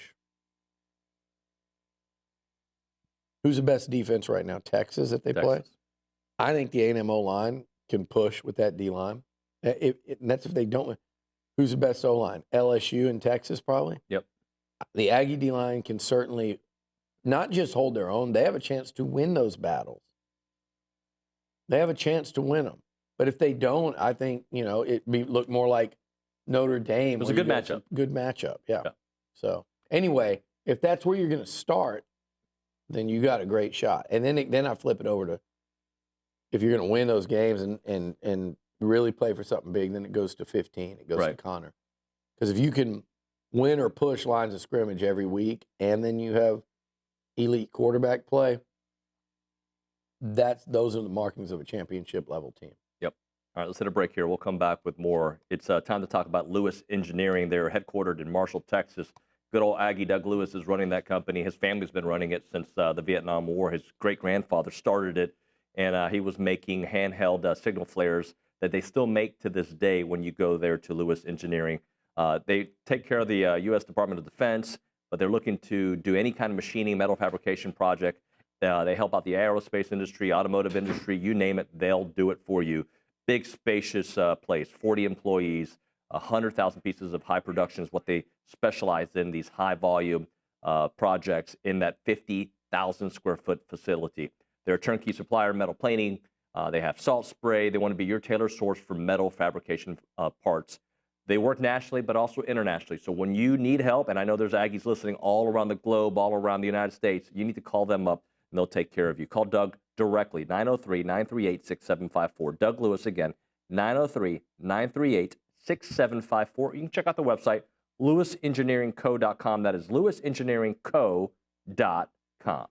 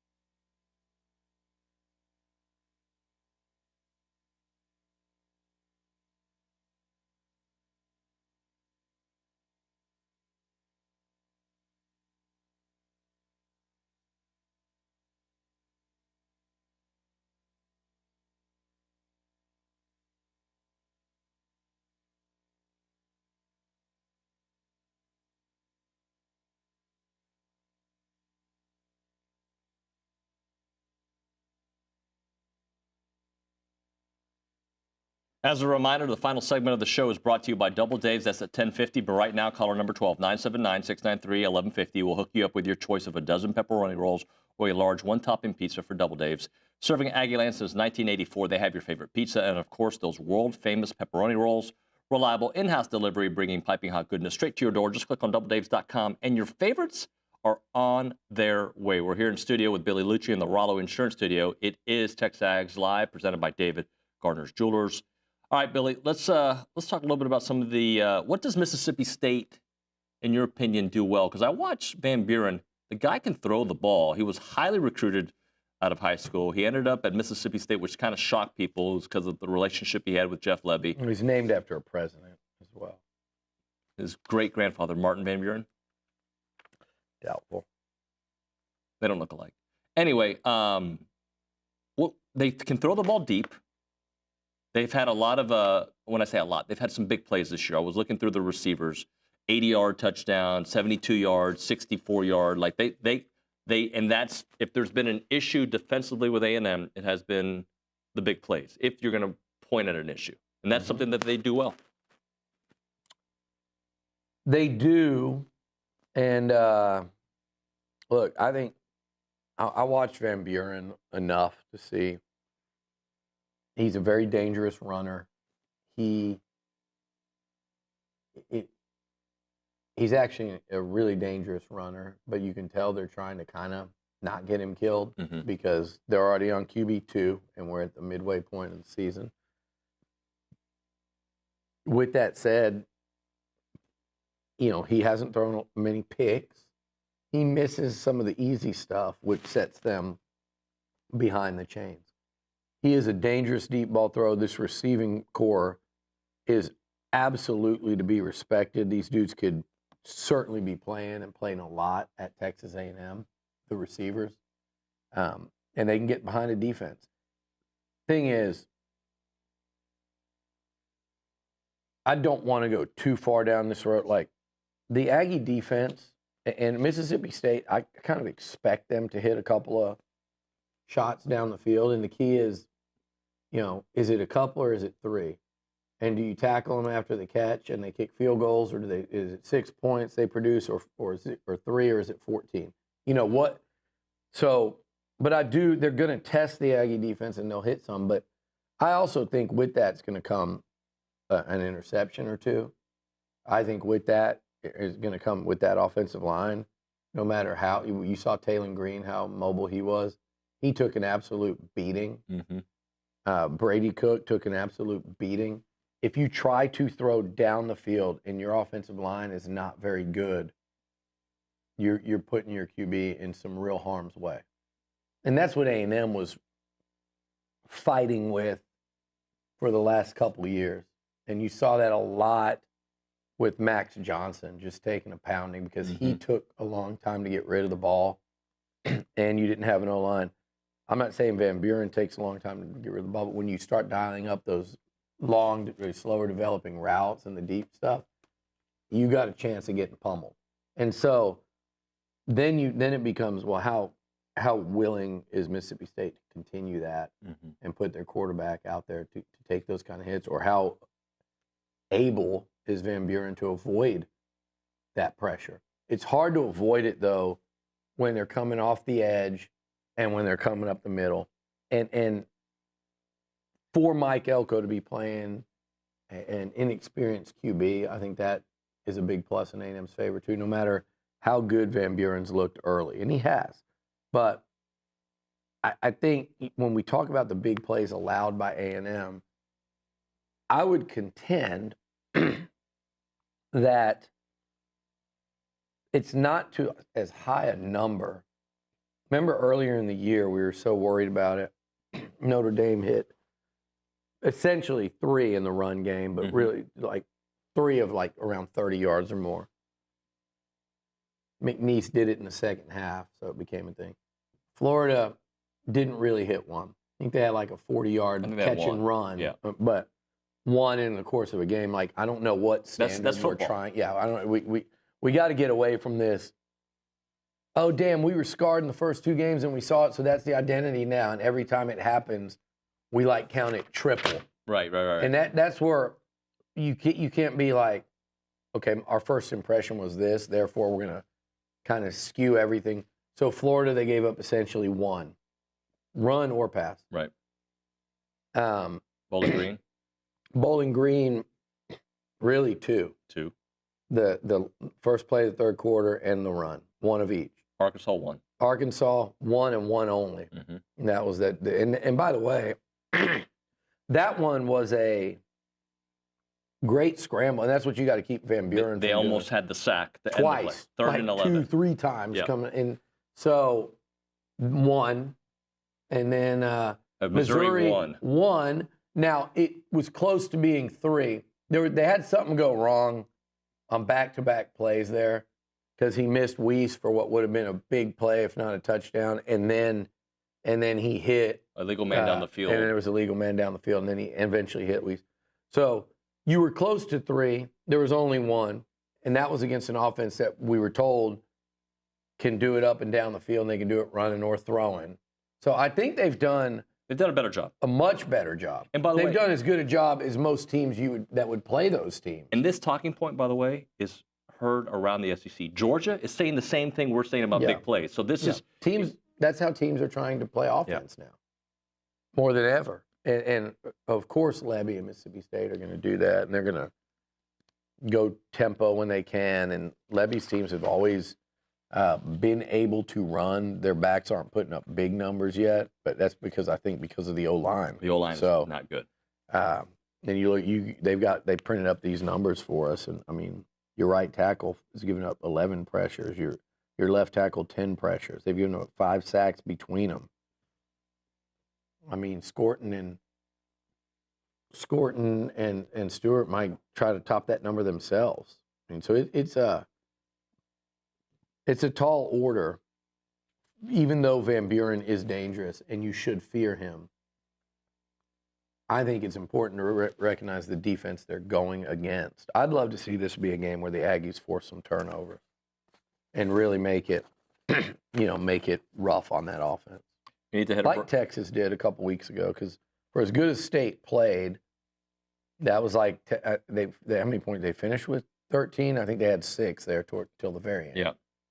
We need to hit a break, but I wanted to read this on the Little Sluggers text line. JW says, y'all Little Sluggers text line? Yeah. Oh, that's cute. I like that. Kids 2 to 8, they can baseball. They teach it. Interesting. Kodosports.com. Nobody taught me baseball 2 to 8. My dad, I guess.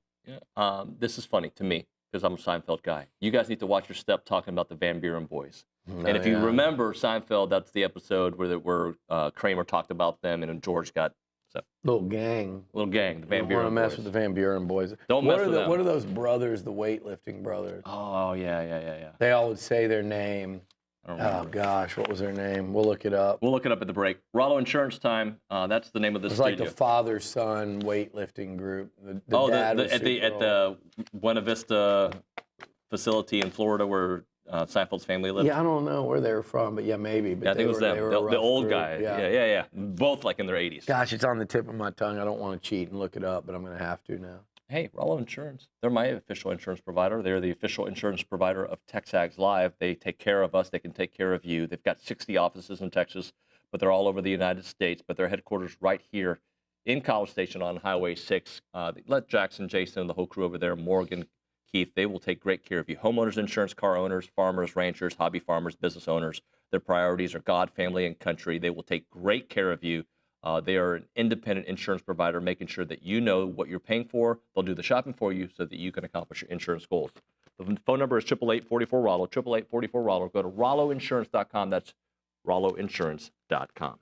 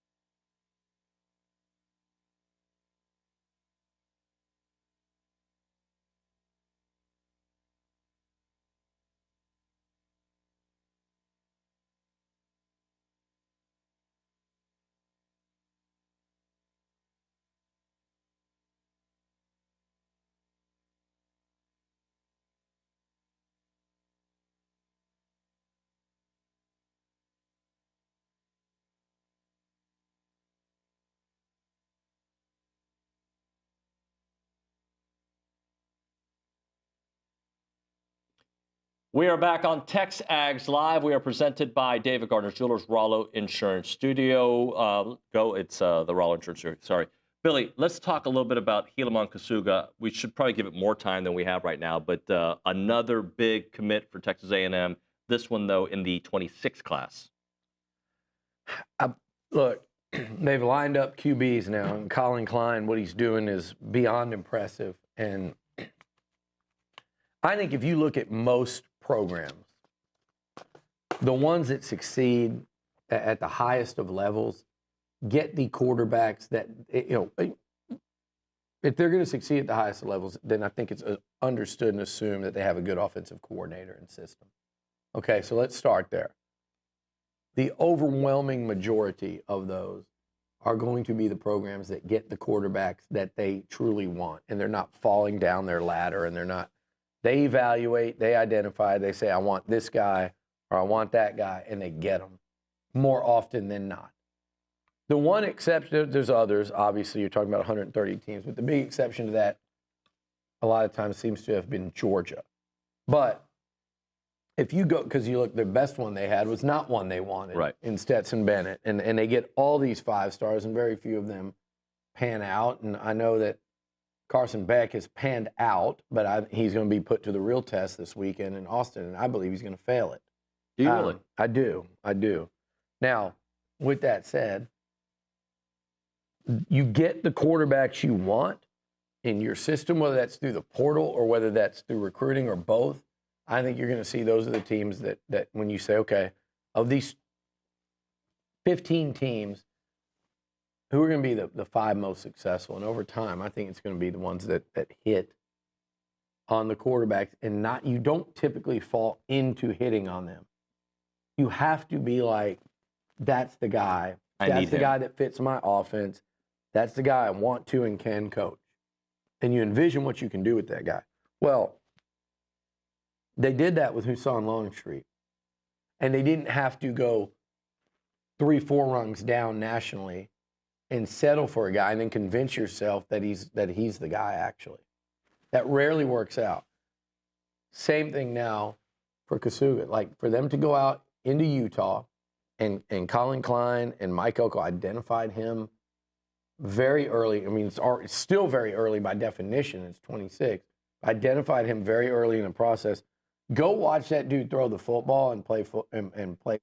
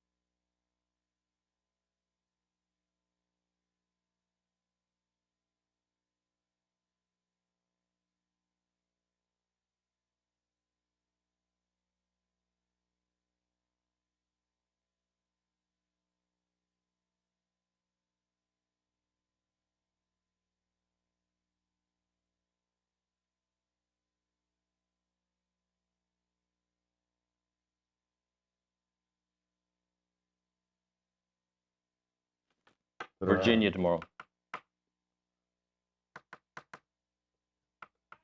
Oh, thank you for telling me.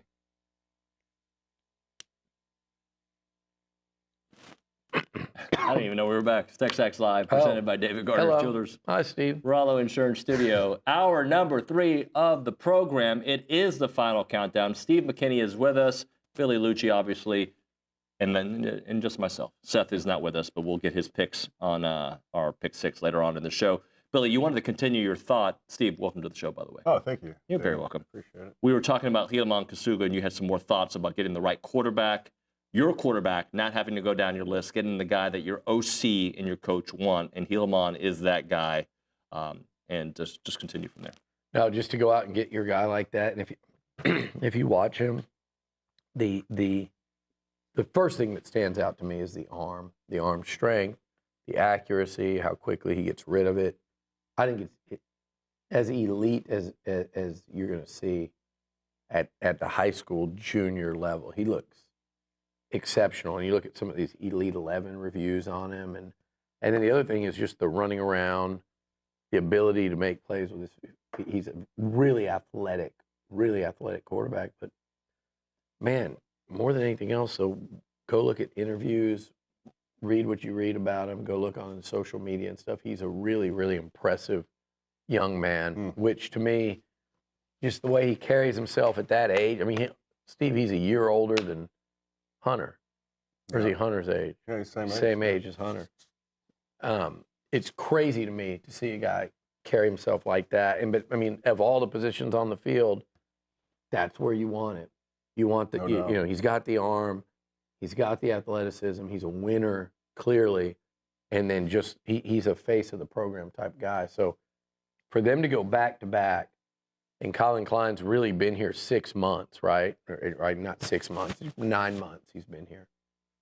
Been here 9 months, and what he's done with these two A&M quarterbacks that have played, you know, and to go out and get Longstreet and then Kasuga, to go get both of those guys back to back, 25 and 26, and have your QB room lined up is beyond impressive. And again, and Bronny's writing an article about it, so I won't steal his thunder. You're not falling way down the list here.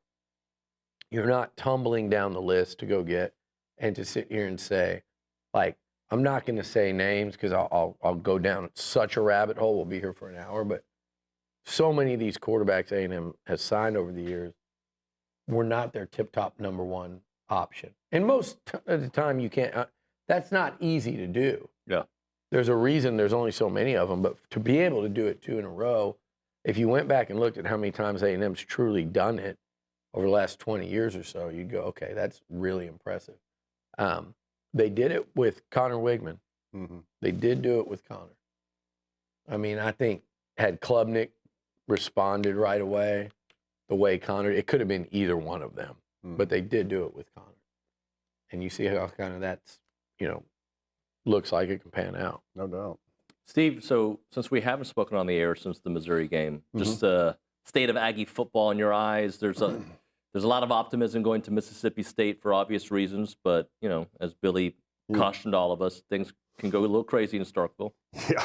Yeah, no doubt. I mean, that's probably one of the games, that and the Arkansas game, are the ones I get the most nervous about, because you have a little bit of a tendency, I think, as a fan to take them lightly, and maybe even as a player. Maybe not so much as a player, but definitely as a fan, you take them lightly because on paper we should beat them every year.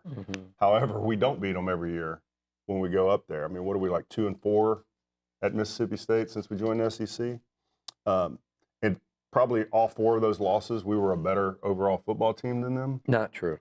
Maybe not one year, but every other year we were. I don't know that. That was actually my big thing I want to like dive into. That was what I was telling him the other day. They've had some good defenses. They haven't really been better a lot of those years, and that's the problem. And On that's paper? what we're trying. On paper. Just actual team. Well, maybe not actual Not team. like what the recruiting rankings That's what I'm say. saying. Like just talent-wise on paper. I'm just saying at the end of the year, some of those seasons you go, who is a better team? Yeah, no. It would actually have been them. No, I don't disagree with that. But this is for sure to me one year where we're a better football team. And there's no excuses to go down there and not put your best foot forward and come out of that game feeling good about the way you played. And it's still a tough environment. It's going to be loud. I hate the stupid cowbells. I'll never go to a game there as a fan, just simply because of that.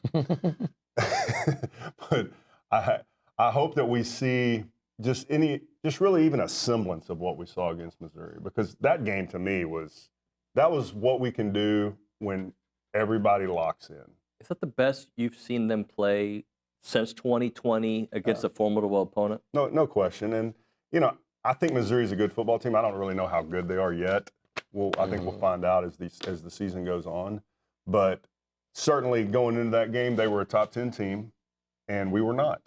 And we were the ones that looked like a top 10 team, and they didn't look like they should even be ranked. So give all the credit to A&M because we made them look that way. We executed very well. We were very efficient in the passing game, the run game. Defense was playing out of their minds.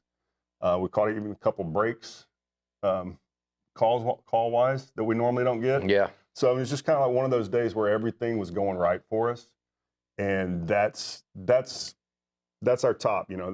I don't know that that's our ceiling, but that's close to our ceiling. It probably was our ceiling 2 weeks ago. Yeah. So I mean, that was exciting, man. As far as games in Kyle Field, 11 o'clock kickoffs, I've never seen a more exciting, fun game than that one. Man, that it was atmosphere stress-free, man. Oh my God, it was stress-free, and I can't remember the last time we played a top 10 team where I wasn't nervous in the fourth quarter.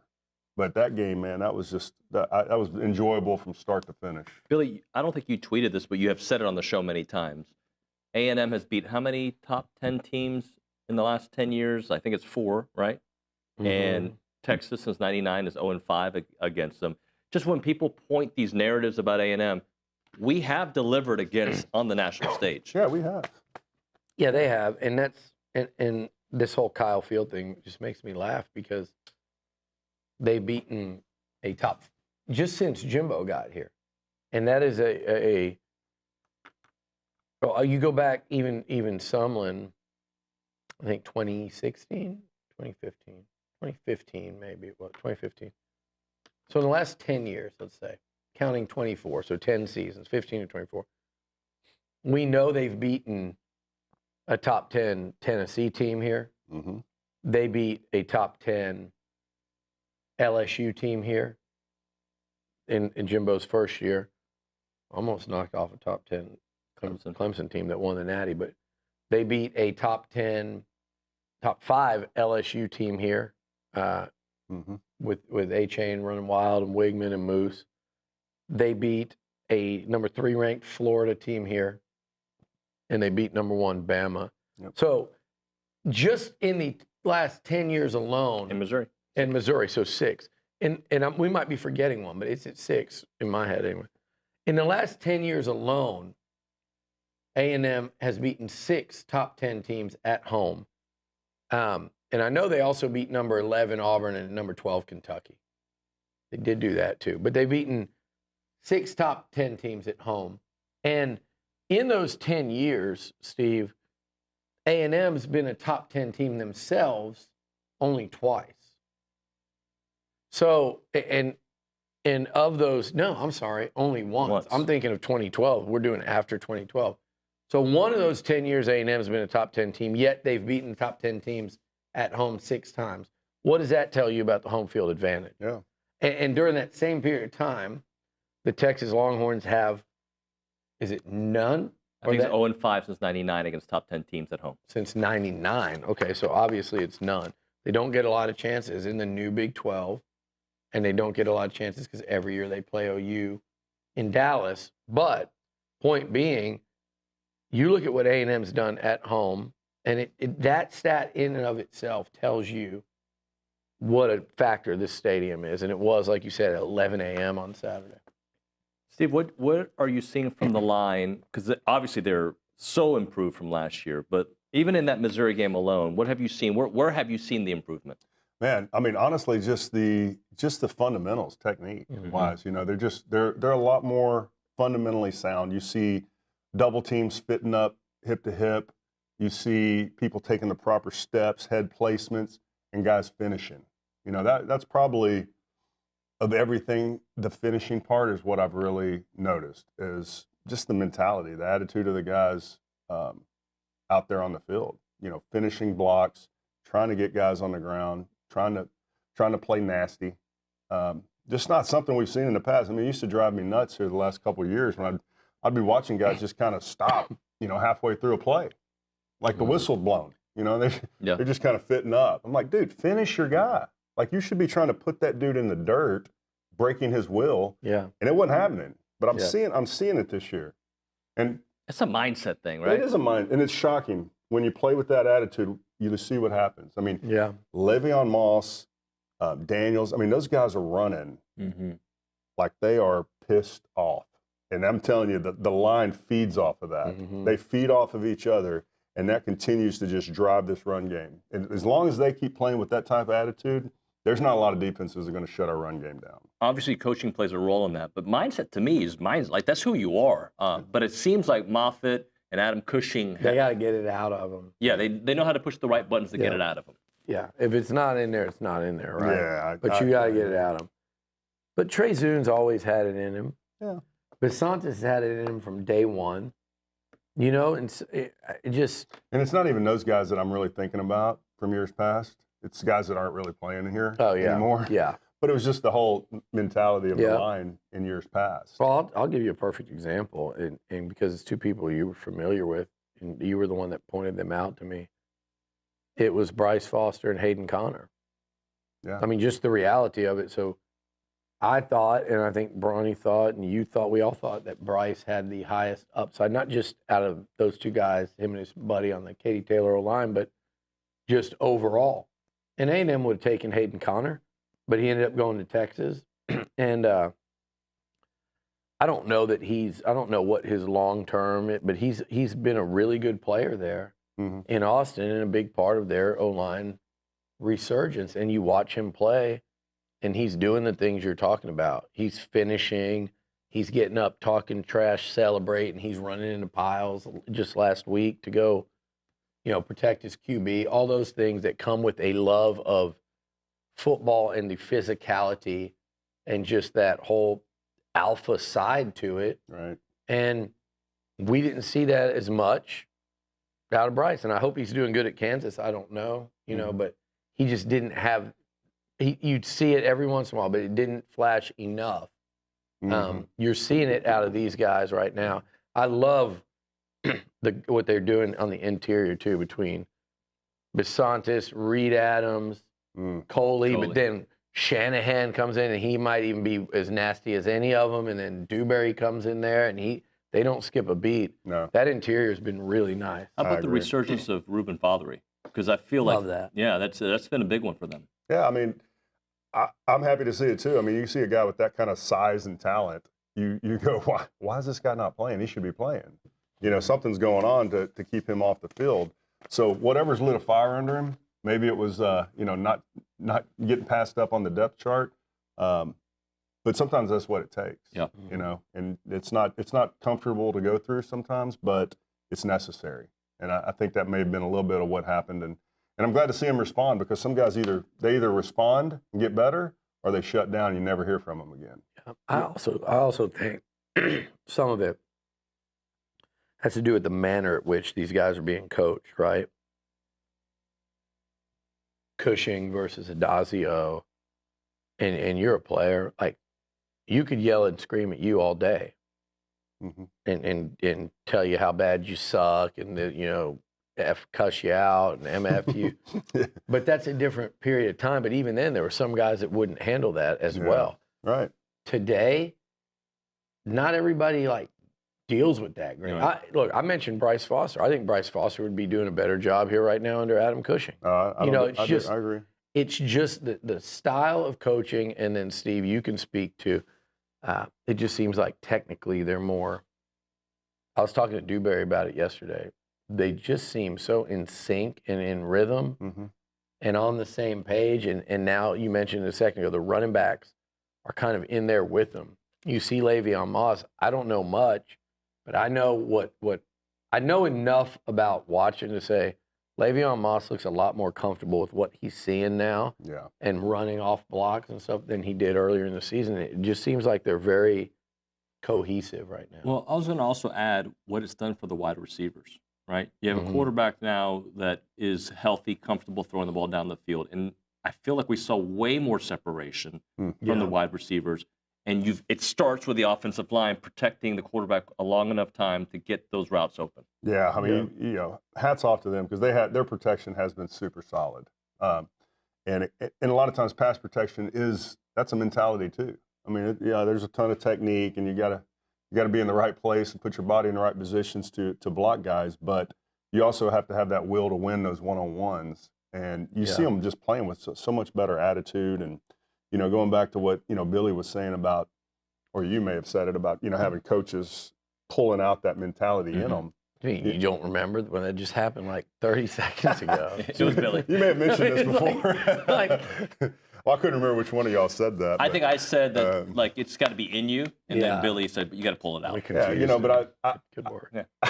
You guys are awesome. think like Seth is here. By the way, can we talk about this for a second? This guy's on a 3-day golf member guest golf tournament. Must be nice. Like what? Right. I mean, what? I haven't played 3 days of golf this year. Yeah, 3 in a row. This guy, and he'll tell you he works. It must be nice to just go and say, I'm going to go golf for 3 work days and skip a Friday TexAgs where's he golfing? show. He didn't go on some trip to California. Yeah, he's not in Scotland. Yeah, he's over here playing like a 3-day members tournament here down the road. By the way, couldn't you see? I 1000% see Seth golfing in Scotland in like a kilt. Oh, 100%. You know, like they all go out there and take a picture and they're all in kilts. Full outfit. Yeah. I think you might too. No chance. I could not see Billy. No, Seth, you, Steve. Full quilt, Payne Stewart hat. He'd be all in. With probably the biggest collection of geeks you could assemble. Just every nerd he grew up with. Yes. All right, we're going to hit a break. We'll come back. If you got some questions for the guys, you can send them in at 979-693-1150. We'll read it on the Little Sluggers text line. Right now, a moment for Caldwell Country Chevrolet, Highway 21 in Caldwell, online, CaldwellCountryChevrolet.com. They have great deals, great customer service, great people. That's what you need to know when you go to Caldwell Country Chevrolet. Start your search online. You'll see the vehicles that they have.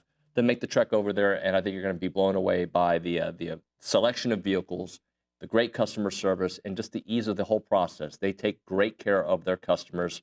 They have complimentary pickup and delivery for their service customers. They have free oil changes for the life of your vehicle as long as you own that vehicle from Caldwell Country Chevrolet. The pricing is great. The trade-in value is great. The whole experience is going to make you very, very happy.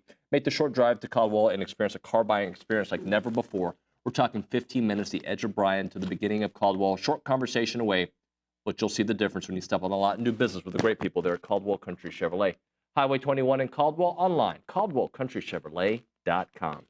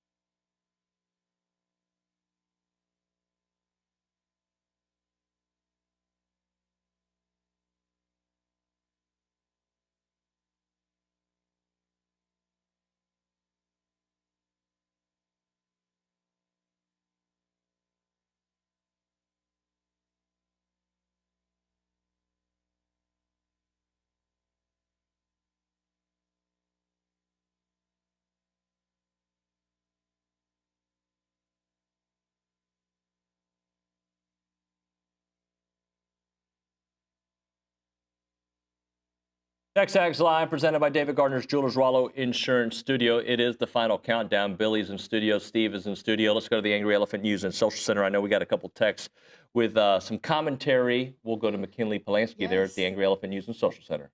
Sutton and College Station said coaching improvement call out. The lower number of penalties compared to earlier in the season. Are we healthy with 7 deep on O-line tomorrow? If you look at the injury report, I mean, let's see. Let's take a look at the ones that are on there are the ones we knew. Jalen Henderson is doubtful. Terry Bussey is probable. TJ Shanahan is not listed on there. So I think for where we are offensive line wise, as healthy as you can be. You got Shanahan back. You got Fathery and what's the other guy's name? Right tackle. So Crownover. Crownover, yeah. Yep. So I mean, you got at least 7, and then Dewberry. So I mean, you got 8 healthy linemen. You're good on the line. You're good. I think we got another one from Coach Mike. Yes, we do. Coach Mike says just in the past 3.5 seasons, the Aggies have home victories against 4 future NFL quarterbacks: Bryce Young, Bo Nix, Jaden Daniels, and Spencer Rattler.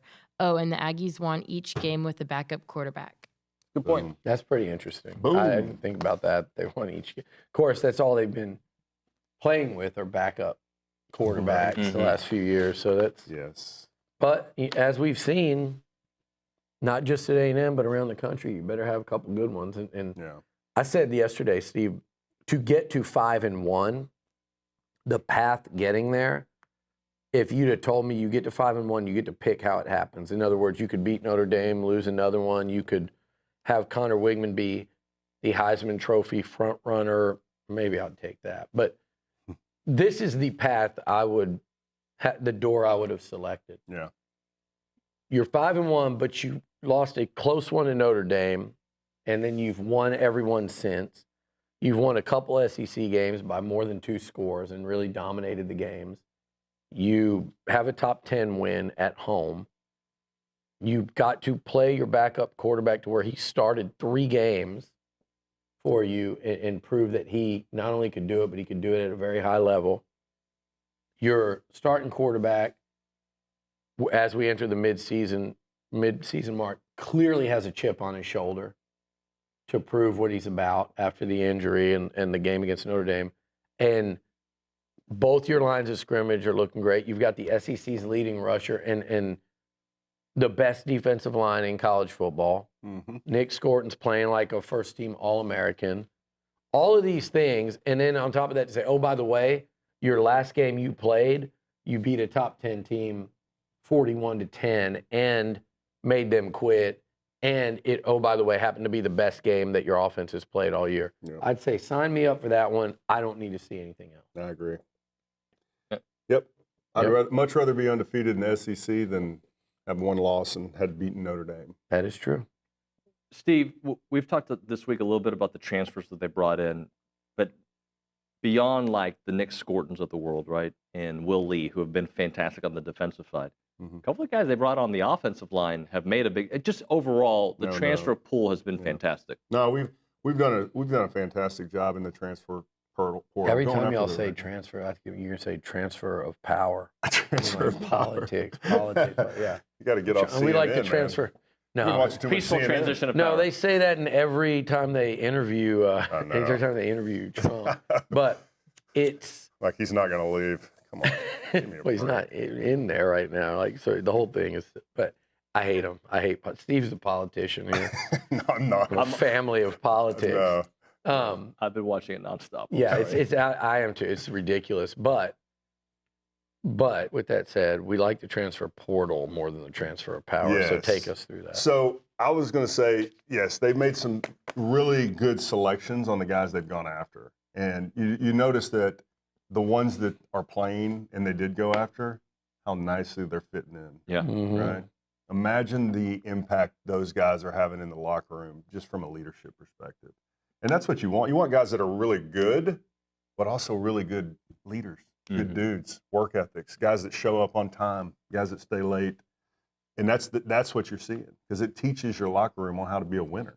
What I love, we didn't have that in the past. No. And what I loved, and I saw it from second one here, was how the transfer guys in the current team mesh.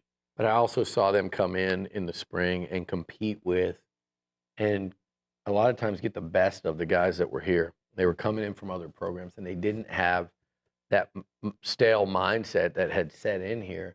And credit to the guys coming back that they were like, okay, new coach, new teammates. These guys are working hard. They're really competitive.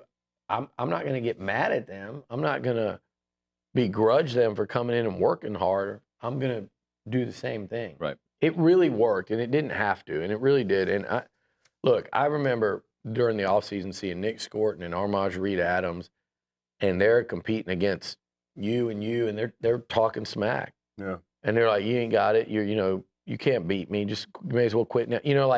But it was in a way that it didn't. Constructive.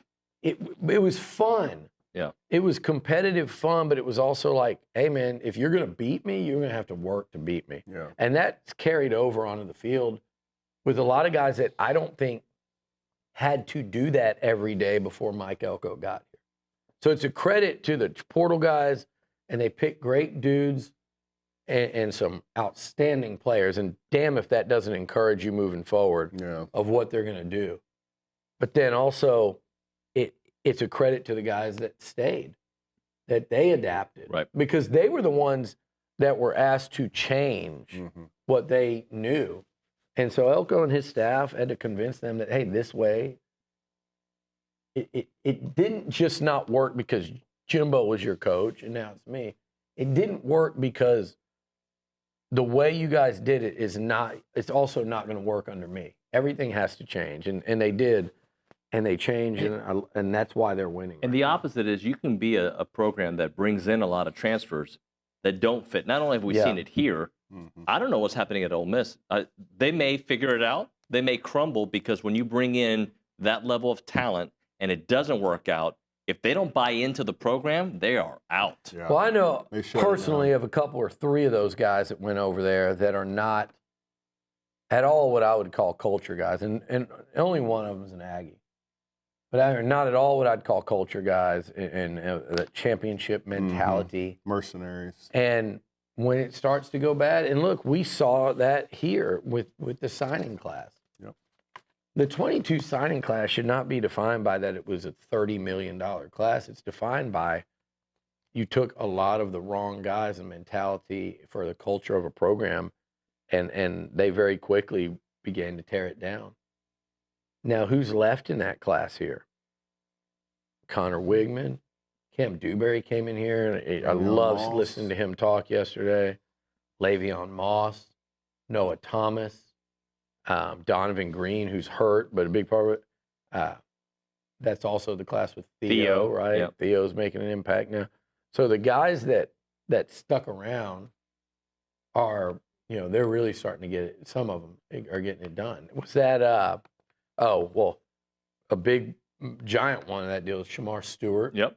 Who's playing like a 5-star. He's leading like he was a 2-star that came in with something to prove. Playing through pain, like Bryce Anderson's another one. So they've gotten probably the normal amount of contribution from that class. Definitely. But that people don't realize that. So if those guys can keep playing well, then you'll look back and go, wow, what an interesting sidebar to this story that everyone talks about. I'd be interested every recruiting class from 22, how much is still intact? Dude, I looked at it I went back and looked at it a few years ago because I just remember it from my own personal experience. And I would gander probably 30% of every class actually contributes within their junior year before they leave. Yeah. Or whatever. Only about 30% actually make a meaningful contribution from every class. You're talking about historically. Historically. Yeah, I would agree with that. And I don't know what the numbers say, but that feels right. It's roughly And that's in general. Throw in the portal era, the NIL era. Yeah. So that's why we get so excited about these recruiting classes. Dude, 70% of them aren't going to work out. Well, and that's why I bet the percentage that works out through the portal is a hell of a lot higher. Yeah, I would because you agree. watch those guys play real football for a long time, and some of them it's their last shot, or some of them they're coming up from a lower level, and they're like, "Hey, I'm BJ Mays. I did this at UAB. I want to show I can do it at A&M. I'm Trey Jones. I'm over here at Central Michigan. I did great, but I want to show it at A&M. I Cassius Howell, I come from Bowling Green in the MAC. I want to do it in the SEC. Nick Scorton, I'm getting a chance to come home. I was an all Big Ten player at Purdue. That's not enough at Kyle Field. I got to be even better. So I just love the way you look, even the O-lineman. You got a guy from Utah playing very well. You got a guy from Kansas who's saying, hey, I'm from Dallas, Texas. I couldn't play at A&M or Texas coming out of high school. I went to Kansas. Now's my chance here. So I love what they've added in the portal in terms of, like, you look at the impact, and it is crazy. And it's from all levels, Nuño. Yep. You know, Will Lee's from K-State. He was also from JUCO. You know, Des Ricks is from Alabama. He's a 5-star from Alabama. Yeah. You got your safeties from San Diego State. So they're from all over the map. And Jabri Barber, I still think, is going to have a really nice season in the second half from Troy. So Cyrus Allen, big touchdown for you against Florida by way of Louisiana Tech. So that excites the hell out of me for Mike Elko and his staff moving forward, because it tells me that they understand what they're doing in the portal. They're not going to just be reserved to. Actually, you'll see less of the Des Ricks types. Des Ricks was a unique guy. I don't think they're going to take many guys from big power schools that don't play. Yeah. I don't think you'll see many of that. They want to see them on tape playing. And the difference with Ricks is Bama had a first and a second round corner last year ahead of him. He was a true freshman. And you had Holman Wiggins, who could tell you, man, we watch him against our receivers every day. Dude can play. He can play. And I think there was no question in their mind, because they recruited Ricks when he was younger. All right, when we come back, Freak of the Week and the Sleeper of the Week. Right now, we're talking Costa Vida. Go check them out in South College Station. Living La Costa Vida. That was good. That might become the new thing. Sorry. All right, Fresh Mex done the right way in South College Station. If you haven't been, you need to go. If you've been, I know you've gone twice, because you can't just go once. You've probably been several times. We get the quesadillas all the time, or the tortilla soup, but they've got so many different options that you can get there at Costa Vida. You can get it at Kyle Field, too. They are so, so good. Go say hi to Holly, who's a great Aggie who brought this vision to College Station. When you go check it out, you're going to want to have more. The chips and queso are fantastic as well. And they have student discounts with a valid ID. They have amazing happy hours, taco happy hour Monday through Friday, 2 to 5 o'clock. There's just some really good things when you go to Costa Vida. You want to check it out.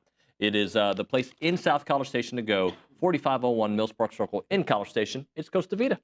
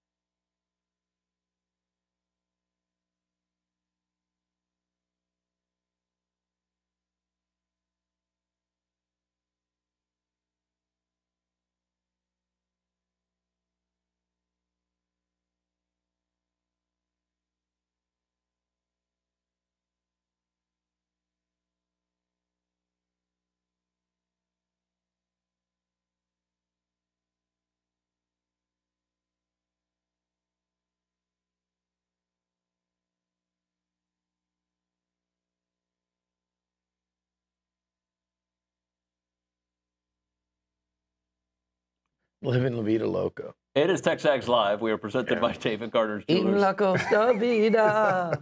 It's a new jingle for them. It is the final countdown. I'm going to read this. You probably big. Well, Go ahead, say it. I was going to say you're a big Ricky Martin fan, No. but I don't. I was a big Enrique fan. Enrique's got some bangers. He to this still has day. bangers. Yes, Yeah. absolutely. And a great resume. I'll tell you who Nuño liked as a kid. Okay. And I'm just going to say it. I'm going to be right. Okay, tell me. I'm going to be right. You would wait on Saturday mornings.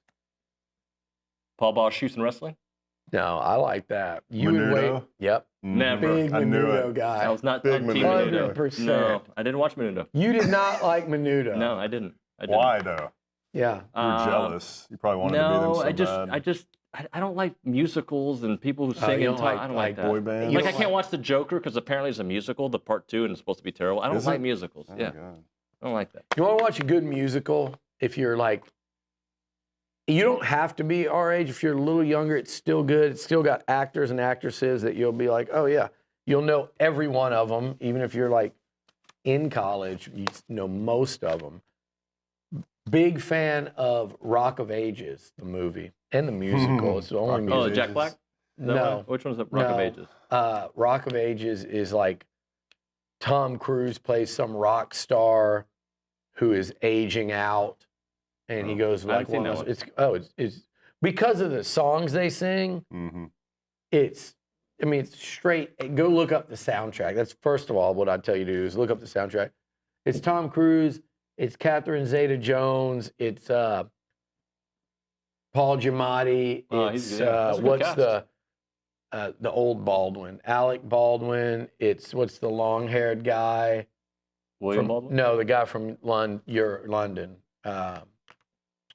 He's in all the funny movies. It's Russell Brand. Russell Brand. Russell I Brand. love Russell Brand. Yeah. It's got a ton of, and there's a lot more people too. Some girl you'll recognize her from all these comedies. Is that a new? I don't even know if I've seen that. Watch it, dude. The best musical, it's not really even a good. musical, A Star is Born. Fantastic.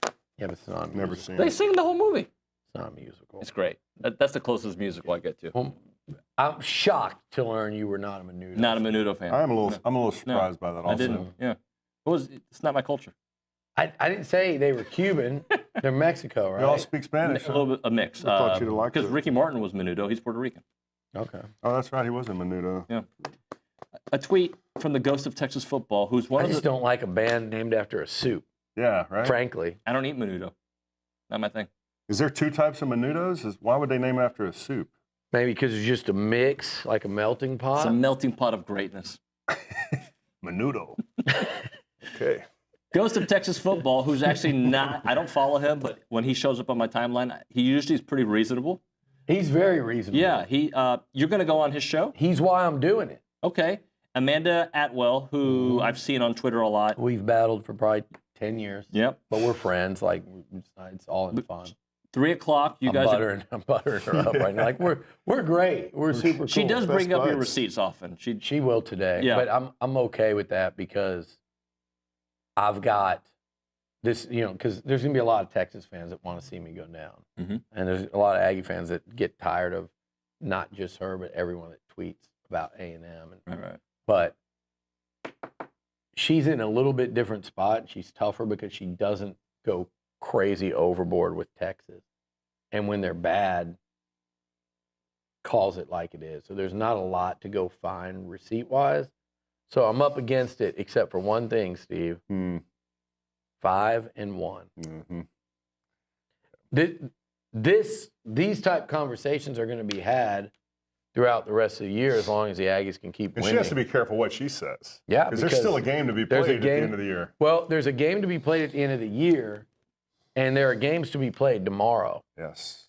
She tweeted earlier that Mississippi State could do the funniest thing this week, but then she hedged and said, "Well, I don't think they will." But yeah, like the Aggies need to go beat the Bulldogs. Yeah. Because if Texas beats one Bulldog and A&M doesn't beat the other, but it's over. But if Texas loses, it's all over. But if Texas loses and A&M wins, they will legitimately be in sole possession of first place in the SEC. And we're not talking about 2 games in. We would be 4 in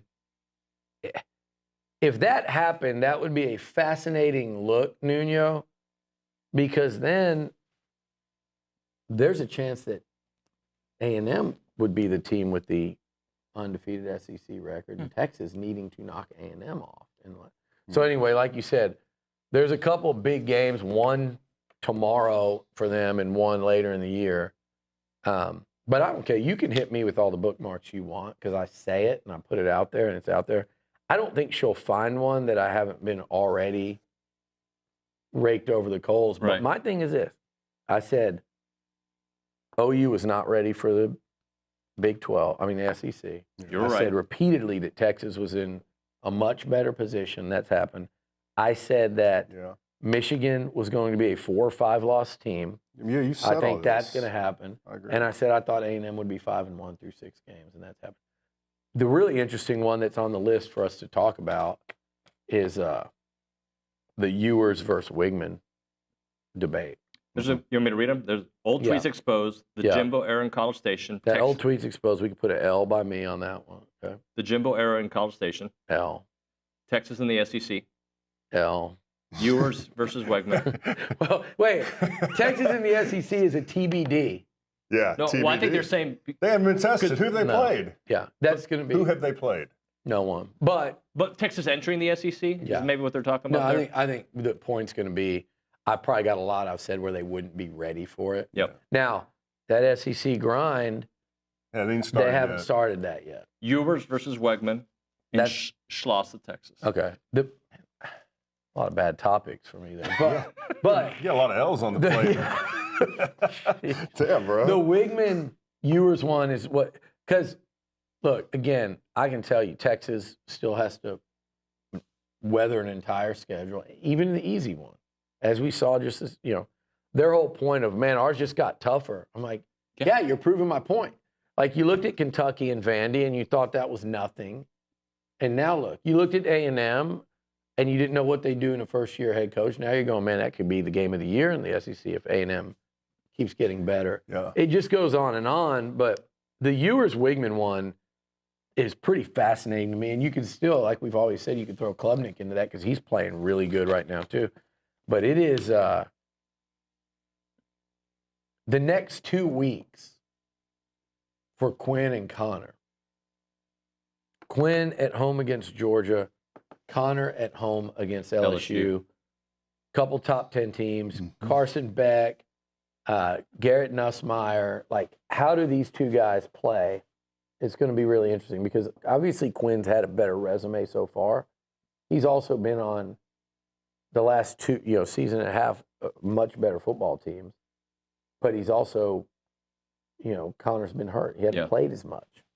Quinn gets hurt too, though, and it's an interesting comparison, those two guys. It's TBD on both of them. Let me jump in. We're going to go very long on TexAgs Live. Well, we got a special guest. We got a special guest coming in at 11, but we still haven't done our Pick Six or our Sleeper and Freak of the Week. So we'll do that on the other side. If anyone can guess which Gunther is joining us, go do your homework on Gunthers. That's all I'm going to say. I got it at first try. You did. Intriguing. We're talking Heritage Films right now. That's Chance McClain's company. He's very famous for the Steve McKinney song and the Yao Ming song. That's why a lot of people knew him in the 90s, but now they know him for different reasons. He started a radio station, he's done Broadway musicals, and he's got Heritage Films, documentary company that does it for normal people, families, family businesses, family ranches. Let him tell your story in a first-class Netflix-style documentary. He'll do it for you, 2-hour documentary, and you can have your grandfather part of the story where you learn all about how your family originated, why the family business started, all the cool stuff. Chance will do it in a 2-hour documentary form. The website is yourheritagefilm.com, yourheritagefilm.com, 713-893-8341, 713-893-8341.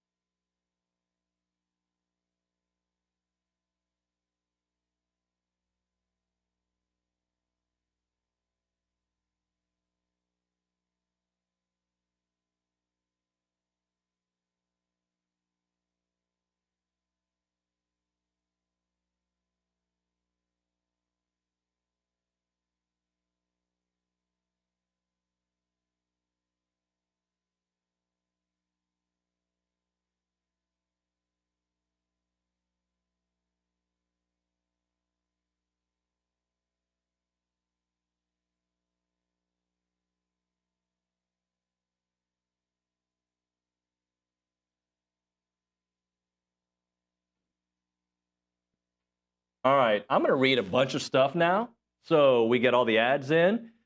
It's time for the Freak of the Week. It's the Freak of the Week. Thank you very much. Sleeper of the Week also is coming up.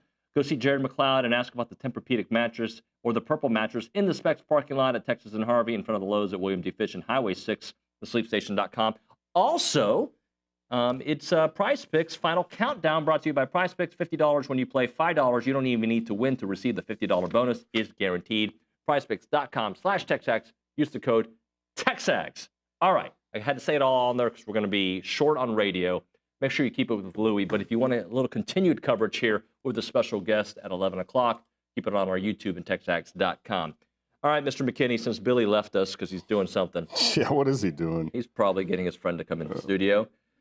Who is your Freak of the Week? I mean, I think I want to pick my. You didn't sing it. I did. He You did missed sing it. it. Oh, okay. I read everything quickly because we only have 2 minutes left on radio. I want my Freak of the Week this week to be Connor Wigman because I need to see him. I need to see him replicate what he did against Missouri. The replicator. To feel good about going into LSU. We need to continue building that confidence. I need him to have a good game, especially on the road, and keep this passing game going because I know our run game can win us football. We need both the passing and the run to make the run we need to have. Man, I'll be honest. I would agree with you on that. So I'm not going to pick him. I'm going to go with. I think I'm going to pick somebody off of defense. Okay. Because I think they need to get after Van Buren and the Van Buren boys. And by the way, that group were the Mandelbaums. The what? The Mandelbaum. The And they were Mandelbaums. the old man on Seinfeld that would lift the weights, The like the old Mandelbaums? man and Yeah. his kids. His kid was 80 and he was 82. Yeah. Yeah, no, he was like 100 and Yeah. the kids were 80. Okay. So the Mandelbaums, I'm going to go Shamar. I'm going to go Shamar Stewart to really pop off Saturday. I like that one. Well, I think I picked him last week too because it's like Nick Scorton's playing like he's kind of just he and Le'Veon Moss, their names are like they're on the Freak of the Week. They're etched in. Right. So now it's like you kind of get a little more outside the box. So I'm gonna go with Shamar Stewart. The reason I paused is I almost was like, when does Shamar Turner have that breakout Know your moves. game? But I think they're a little weaker at tackle, and I think that's where A&M can get after. All right. Let's now do the Sleeper of the Week. Quickest path to the quarterback, though, is Yeah. straight up the middle. Presented by the 5 Sleep is Station. closer. Yeah. No, he is definitely closer. And you know who else is closer? Is DJ Hicks. Is that your sleeper of the That week? is my sleeper. Wow. That's well played, sir. That was That's- really well played. That's my guy, man. My guy, met David him? Hicks Jr. Yep. I feel like, he's been playing. He's been getting more Yeah. and more reps. Had sack last week. Sack. He's starting to flash, man. I mean, he's so talented, obviously. But I think you could see a big game out of him this weekend in Mississippi State. So I'm picking him as my sleeper. All right. My sleeper of the week. How much time do I have? As much as you want because we're just going long. Oh, okay. It's your studio, bud. My As far as you sleeper want. of the week is Richard Zane. Thank you. Thank you for the coffee. That was not my sleeper of the week. Did you ask or he just brought it? No, I think he could sense it. What a No, he Wow. didn't want to miss the God show. damn. Is that telekinesis? Wish he would teleport. ESPN. But I wish he'd teleport. I got something to share with you in a minute, by the way. A what? I got something to share with you about that guy right there. The Luke evangelist. or the televangelist? Yeah, the televangelist. Okay. I'm going to go sleeper of the week. I'm going to surprise. I'm going to go with like 4 guys. Oh, gosh. I'm going to go. I'm torn. I'm going to go Jabri Barber. Okay. I like Terry that. Bussey's been on the injury report. We've got a guy that used to bottle him up in high school. Here right now, lock him down. Jasper. In Jasper at Garrison High School. But how many touchdowns did Bussey score against y'all? Would you, if you were estimating? Numerous. more than 10. Yeah. So with Bussey on the injury report, whether he goes or not, I think he's slowed down. And by the way, for those wondering, it's not anything of the long-term variety. It says probable now. Yeah, So. I don't know if I'll expect to see him this weekend or not. But either way, Jabri Barber. I think it's going to be a different receiver each week. I think he's starting to become he's only getting a couple touches a game, but I think you can see that, if he go out there and get 4 or 5 touches and make a couple big plays.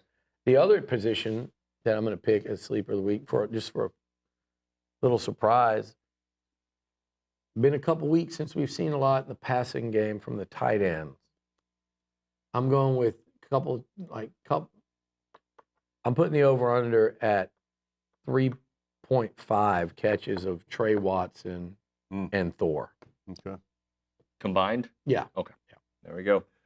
Let's do our Pick 6 brought to you by Prize Picks. We go back to the Angry Elephant News and Social Center. Polanski, you've got some games for us. Yes, we do.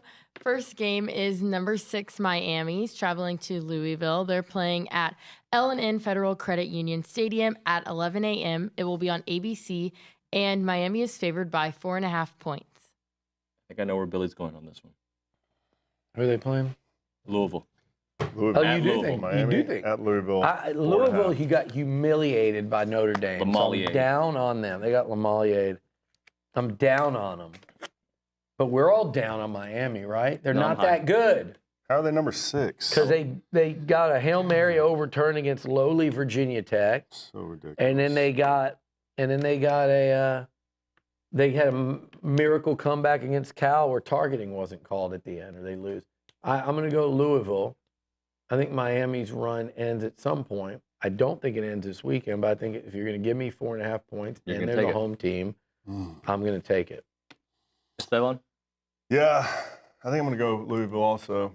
I'm feeling the same thing, and Miami's just been squeaking by, and I think they're going to get bit eventually. Hopefully, it'll be this weekend. Okay. All right. Let's go to the next one.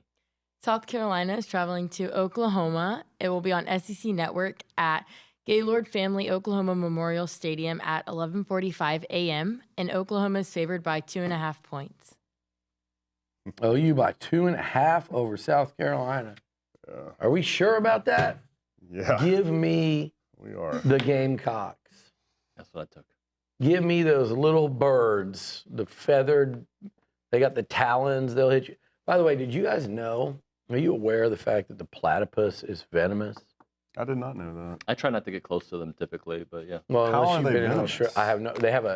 They have a spur, and that's what the Gamecocks remind me of because they have a spur on one of their back feet, and it's got an extremely painful venom. I did not know that. The platypus is one of the more bizarre. That's crazy. Like, it's a mammal. It's one of only like 5 or 6 mammals that lay eggs. Are they First of all, extinct? Are they still around? they're not even under protection. There's a plethora So many- of them, so but many of them? only. Did you just where watch are the they? documentary? This Only is in great. Australia and Oh, Tasmania, Australia, okay. home of the Tasmanian devil, my favorite cartoon character as a kid, Yeah. a.k.a. Toya Jones when he'd play here and run around.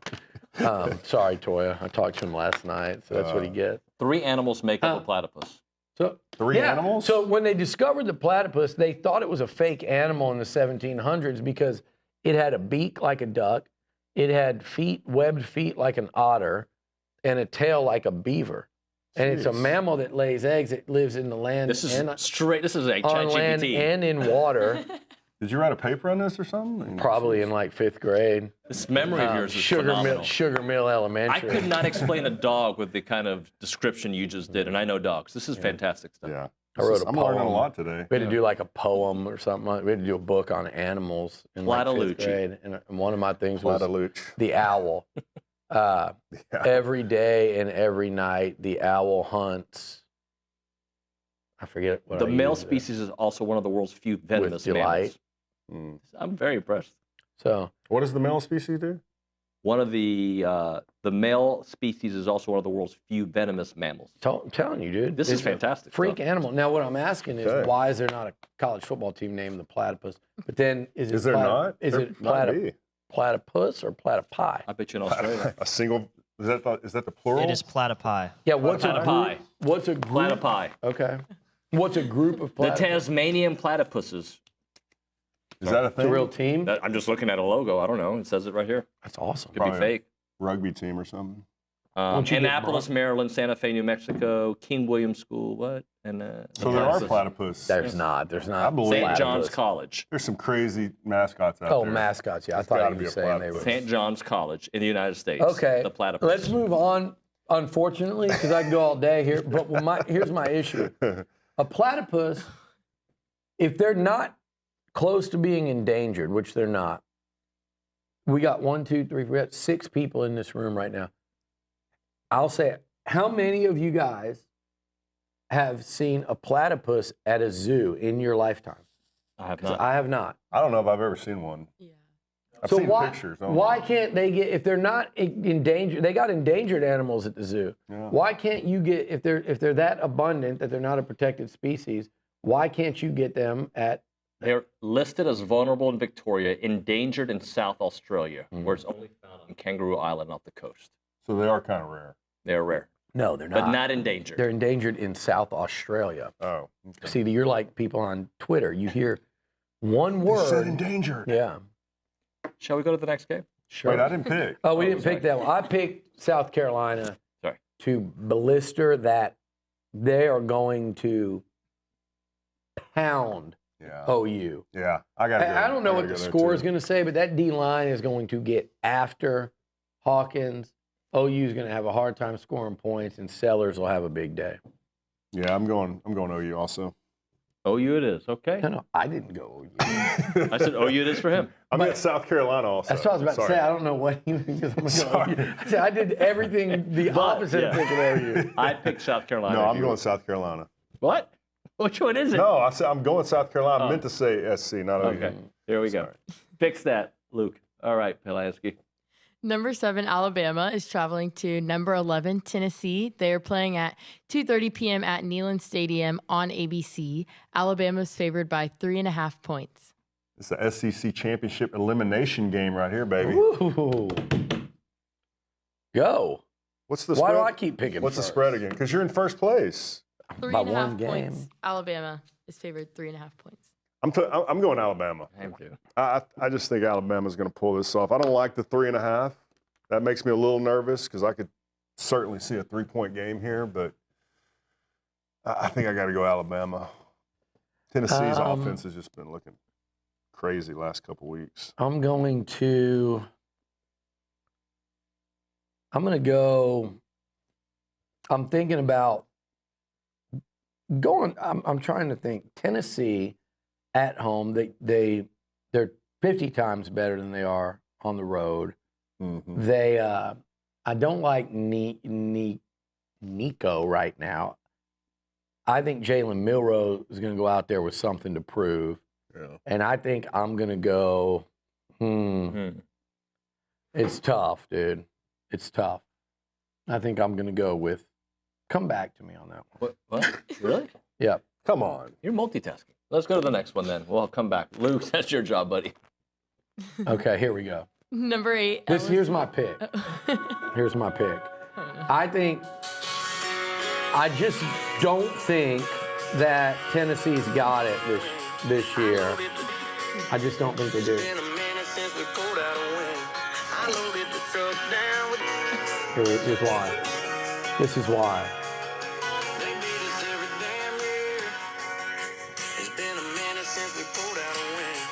They beat us every damn year. They're going to beat them this year, Aren't too. people mad at him for performing on that field? Alabama. Why are they mad at him? Because apparently he ruined the grass or whatever. No, they're blaming that on Florida almost beating them. Yeah. And then they had my guy dress up in his college uniform. Yeah. Can you imagine? Can you believe he did that? What's happened to your guy? I don't know. Of all the things, Peyton, why would you put on your college uniform and walk out into a crowd? Ass stamped him one too many times. Yeah, he has been stamped. Dude, you think Luke, Zane, you, Braun, and everybody, you think I'm too harsh and I pick. Wait. When have I said that? I'm interested why you lump me with them. Let's break this down. Yeah, I mean, all the time. Figure this out. No, I don't say anything. I've got a couple of my Longhorn friends DM me. They're like, "Be nicer to Nuño." Yeah, I'm like, because I'm charming and I'm nice. So you know what Steve would do to Peyton? Pummel him? No, no, worse. Worse. Luke, you guys, his former teammate, couldn't handle this when they played together on the Colts. Yep. Mm-hmm. And Peyton, was the star, so he'd have to go do the post-game interview. So after the game, everybody's screwing around, and he's rushing to get ready, put on his shirt, and probably back then a tie back in that era. Yeah, nice dress shirt. Sitting on the locker bench, and what would Steve do to him? Just guess, Nuño. Just guess. Whip him with a towel. No, that would be too. That's not creative enough. That's not at all creative. I'm scared to guess. What else? Has to do with the lack of a towel. What's the worst thing you can imagine? Tea? Well, I don't know about with that. a bag? Tea with a bag? No, David. Oh, well, you said worse. That's worse. No. Have you ever heard of a stamp? Have you ever been stamped? No. Do you know what a stamp is? That's death. Whenever you just put on your nice clean shirt out of the shower, it's a nice blue shirt, and then some big lineman and you're comes tying your shoe with some wet butt and just plants it right on your back gross. and just puts a big stamp on you. So Peyton, to wear for about regularly 10, 15 minutes. Just butt print. Just an old butt print. How many people can say they put their ass on Peyton Manning?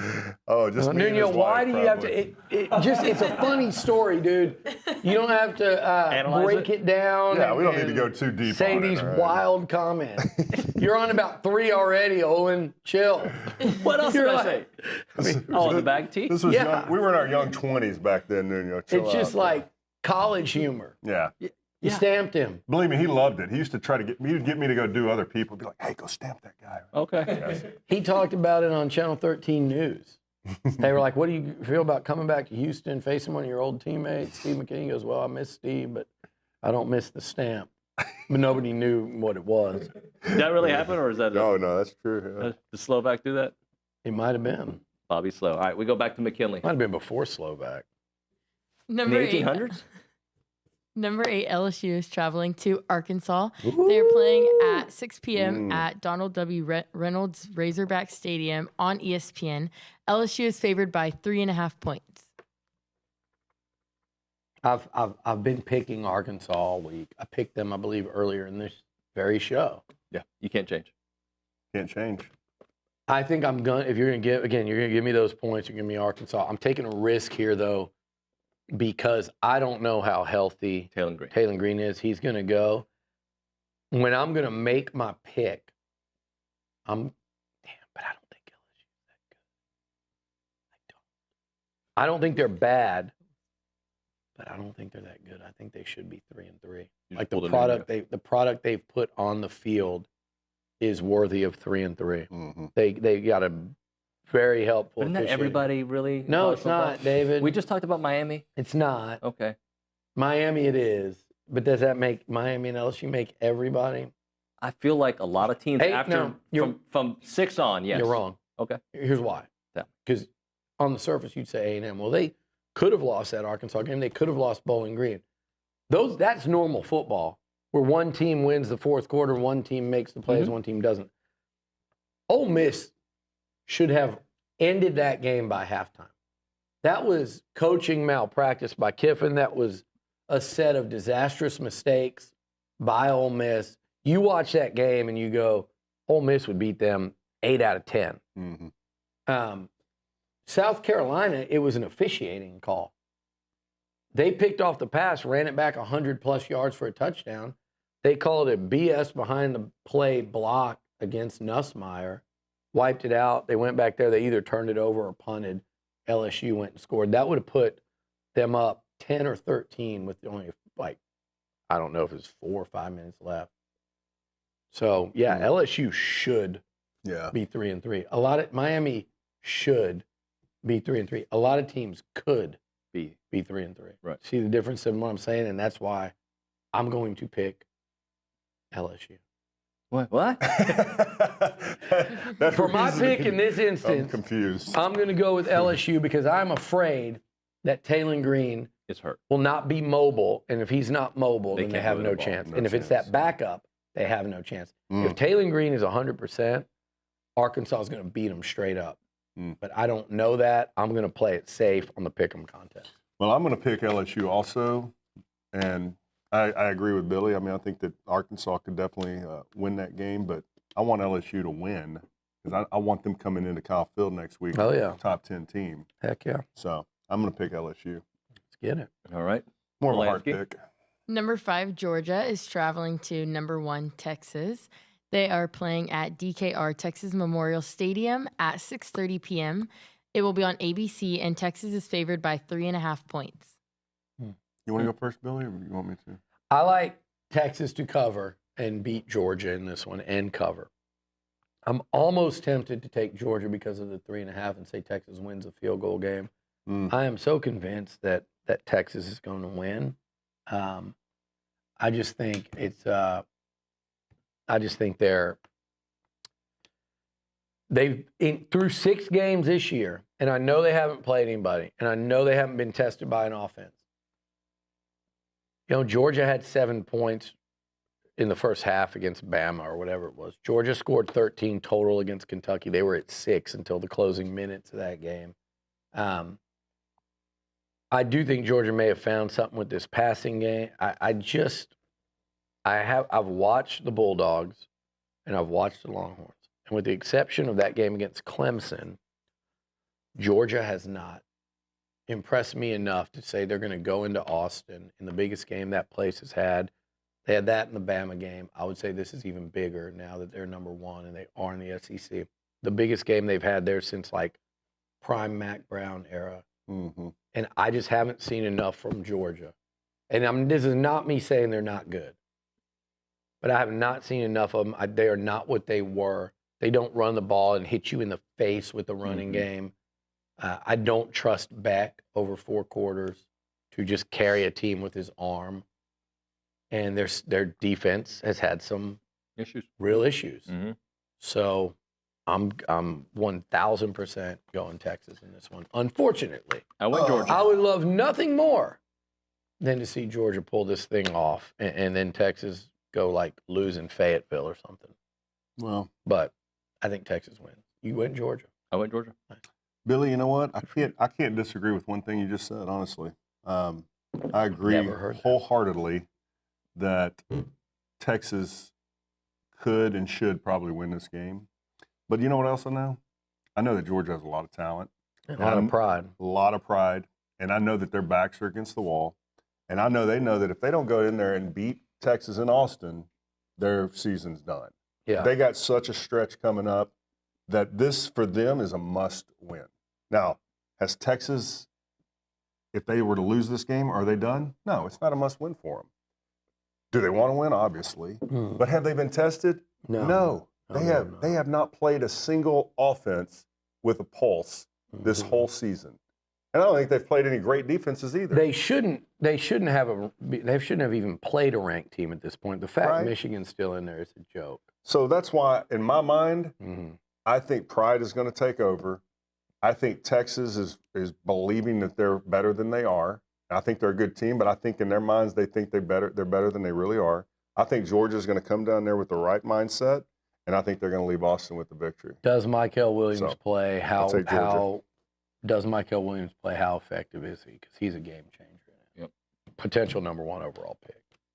McKinley. Let's do the final one. Yes. Number 14, Texas A&M is traveling to Mississippi State. They're playing at 3:15 p.m. at Davis Wade Stadium at Scott Field. It will be on SEC Network, and Texas A&M is favored by 14.5 points. Man, I hate that spread.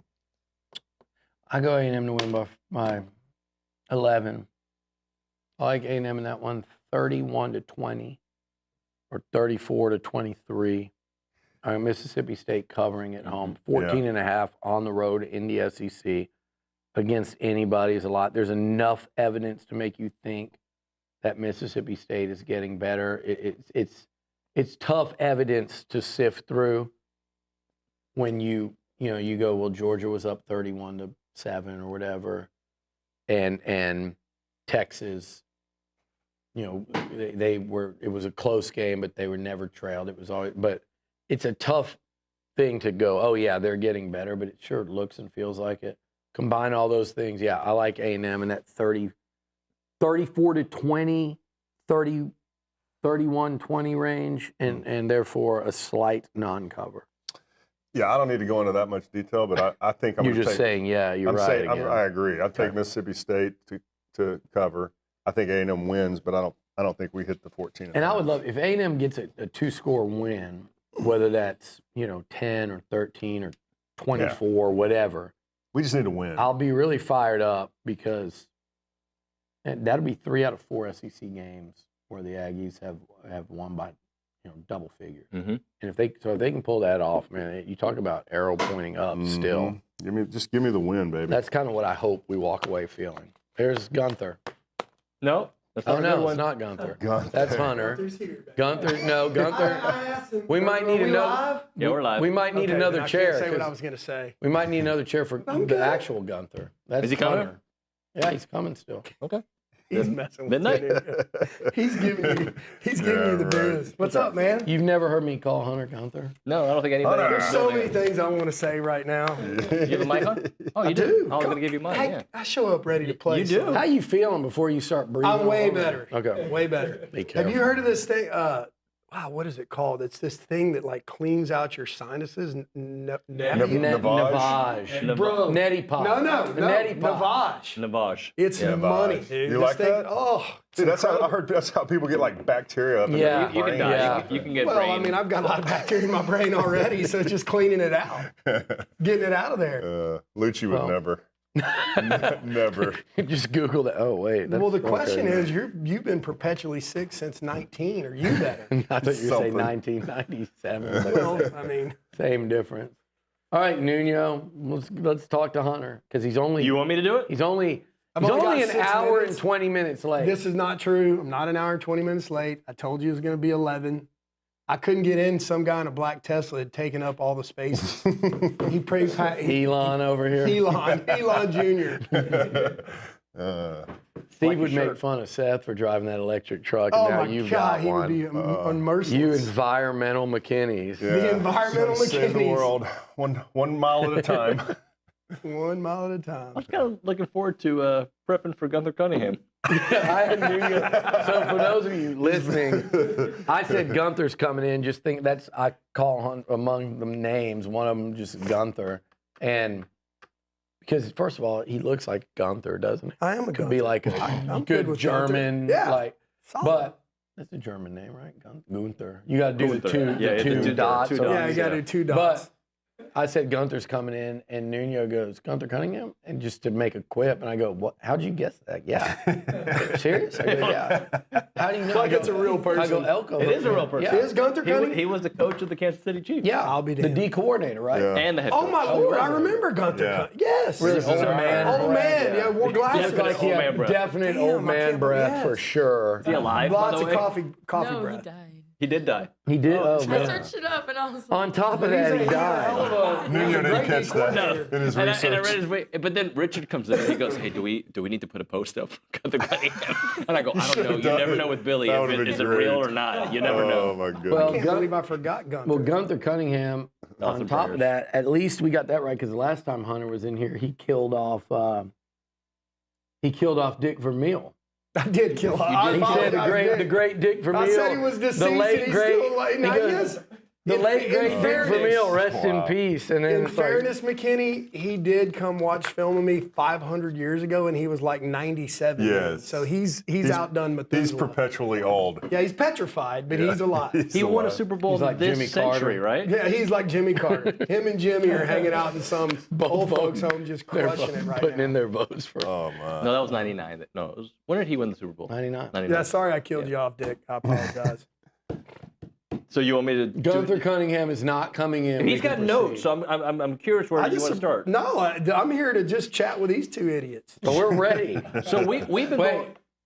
Please. Sorry. I'm sorry. I'm the Ernie Johnson of the show. Wait. I want to start with something that I want both of them to weigh in on. Yep. I tried to get Hunter to go. He did come up there with me last year. Steve has yet to do it. He's a terrible roommate, terrible friend. Not to me. You're a great friend to me, but to Dan I Campbell. know where you're going. His Tesla doesn't have range past 200 He got to go to miles. Detroit, yeah. Or Dallas even. Yeah. So I went and watched the game Saturday. Short trip. Yeah. On Sunday. 200 I miles went, or I less. went to Dallas and watched the Lions and Cowboys. And let's just say there was a lot of confidence on that Lions side. Before the game, throughout the game, end of the game, they're throwing passes to 3 different O-line. Like, they had a field day. Oh, yeah. Hunter, we've watched that Lions team, and just the job Dan has done for as much as we know him. When he said he was going into coaching, did y'all even envision this, or did you? Or, I mean, is this even too wild to think of? For me, like, I remember last year when we were at the playoff game against Tampa Bay, and we're sitting in his suite, and we're talking just about him and his agents to my right, and, you know, these dignitaries are everywhere, and, like, Eminem is, you know, all these stars. Bob Seger. And I go down to, like, buy McKinney he takes me down to get some paraphernalia, you know, for my kid. And I go down there, and the guy's like, I go through the line, get my stuff, and the security guy walks up, and he's like, you know, give this guy the Detroit discount. He's Dan Campbell's buddy. And all the checkout guys like, he's a dog. This guy knows Dan. He's a dog. Like, they're losing their mind about how beloved he is. Oh, no. And it's just hard to know him in college. Like, Amber and I go back and look at each other. We're like, can you believe this idiot is there? Like, it's but in all fairness, it doesn't surprise me because Dan is just Dan, and he is who he is. And I think the one thing that he understands that so many of these hot coaches don't understand is what wins football games is the line of scrimmage. Mm-hmm. I think if you were to, you know, pretty boy Cliff finally has figured that out. Lincoln Riley, who we're going to dog on here pretty quick. Tri-Fit Riley. He has not figured that out and is going to, you know, is I think the biggest joke in football right now with his pay relative to what his production is. So I think that's where Dan has figured this thing out is he understands how to win, and it's at the line of scrimmage. And he's got elite offensive line play. Yeah. Elite. He does. They're crazy athletes. That right tackle, I can't remember his name. Sewell, yeah. I mean, he's the guy that they pitched the ball out to, and he runs and, like, jumps over a guy and scores. Yeah. And they've got him playing with such an air of confidence. What do you think, McKinney? Yeah, I mean, dude, I'm with you, man. I mean, just knowing Dan most of his life, seeing where he came from, going back, meeting his parents, his brother, and, you know, the guy you see on TV is really the guy we saw here. Yeah. He's the same person. Yep. Like, people usually kind of evolve and change as they get older. And he's the same guy. He's like, I'm going to stay that guy I was in college. And the players love it. And you can see it in the way they play for him. You can see it in the passion that they play with. They definitely dominate the lines of scrimmage. And that's all because of Dan's mentality. You know, it's just that tough, we're going to hit you in the mouth, and we're going to bite kneecaps on the way up type mentality. You know, it's hilarious to watch his press conferences. And he provides such stuff, great memes. Such great memes. That's what makes it great. And he's got such a great sense of humor about the memes too. Because Dan, if there's one thing, Dan, maybe of all of this, my favorite part so far has been those Applebee's commercials. Epic. Because So funny, dude. they don't understand. Like, when you watch that, it's so funny knowing Dan, because you know how much he loves doing that. Because if he couldn't coach, he would have loved to have been Jim Carrey. Oh, God, yeah. His Jim Carrey impersonations are legendary. Yeah. So when we were at that game with you, Hunter, it was the second one. The first, you probably didn't even catch this, but they just beat Tampa Bay to go to the NFC Championship game, and we go down to, you know, say hi just a few minutes after the game, and the first thing Dan's asking me and Holly is if we met Jeff Daniels. Who you know? Do you know who that is? Yeah.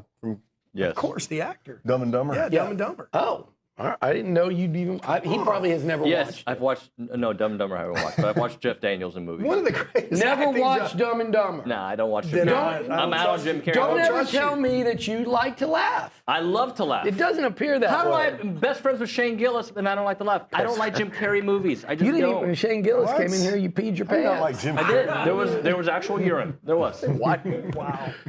Why you keep taking it one step beyond? Well, you went there. TMI, I match. man. I match TMI. energy. No, you exceed. Okay, this is true. So, look, we got the paperwork. I was going to ask you about I know. this. Go ahead. I got a lot going on here. We had a meeting a this couple is days why ago, the and I was meetings fascinated because suck. I'm not as detailed as you, but I love that you.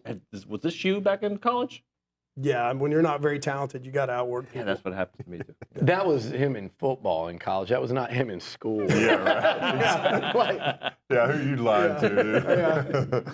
Yeah, chemistry was not getting the same level of attention. No. Yeah, we were skimping by on that. Let's hear the. I want to hear this Texas point because they are undefeated. They're number 1. Do you buy them even though they haven't played any offense worth of thing? Well, interesting point. I think that this is all my path to CFP. I think because they're 6-0, yeah, they get in because they got a lot of margin for error. Yeah. You make a fantastic point. Somewhere in my crazy list of notes, in the first 6 games, they played 3 offenses that are the worst in the bottom 10% in all of college football, which shocked me how bad OU ranked 125th overall, ULM 127th, and Michigan 119th. Mm-hmm. So 3 really, really bad programs. The other 3, Colorado State, UTSA, and Mississippi State, they're all in the bottom 50 percentile. 79 and below.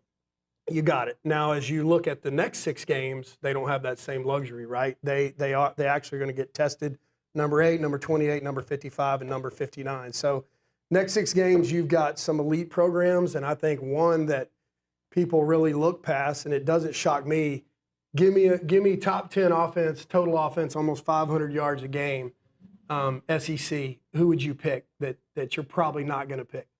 You mean an offense right now? An offense right now. You wouldn't pick to after go. Game 7. So we're in college football week 7. Vandy. 6. Actually, no. Ole Miss. They're barely in. No, I wouldn't. Arkansas, yeah. Bobby Petrino is almost hanging 500 points a game.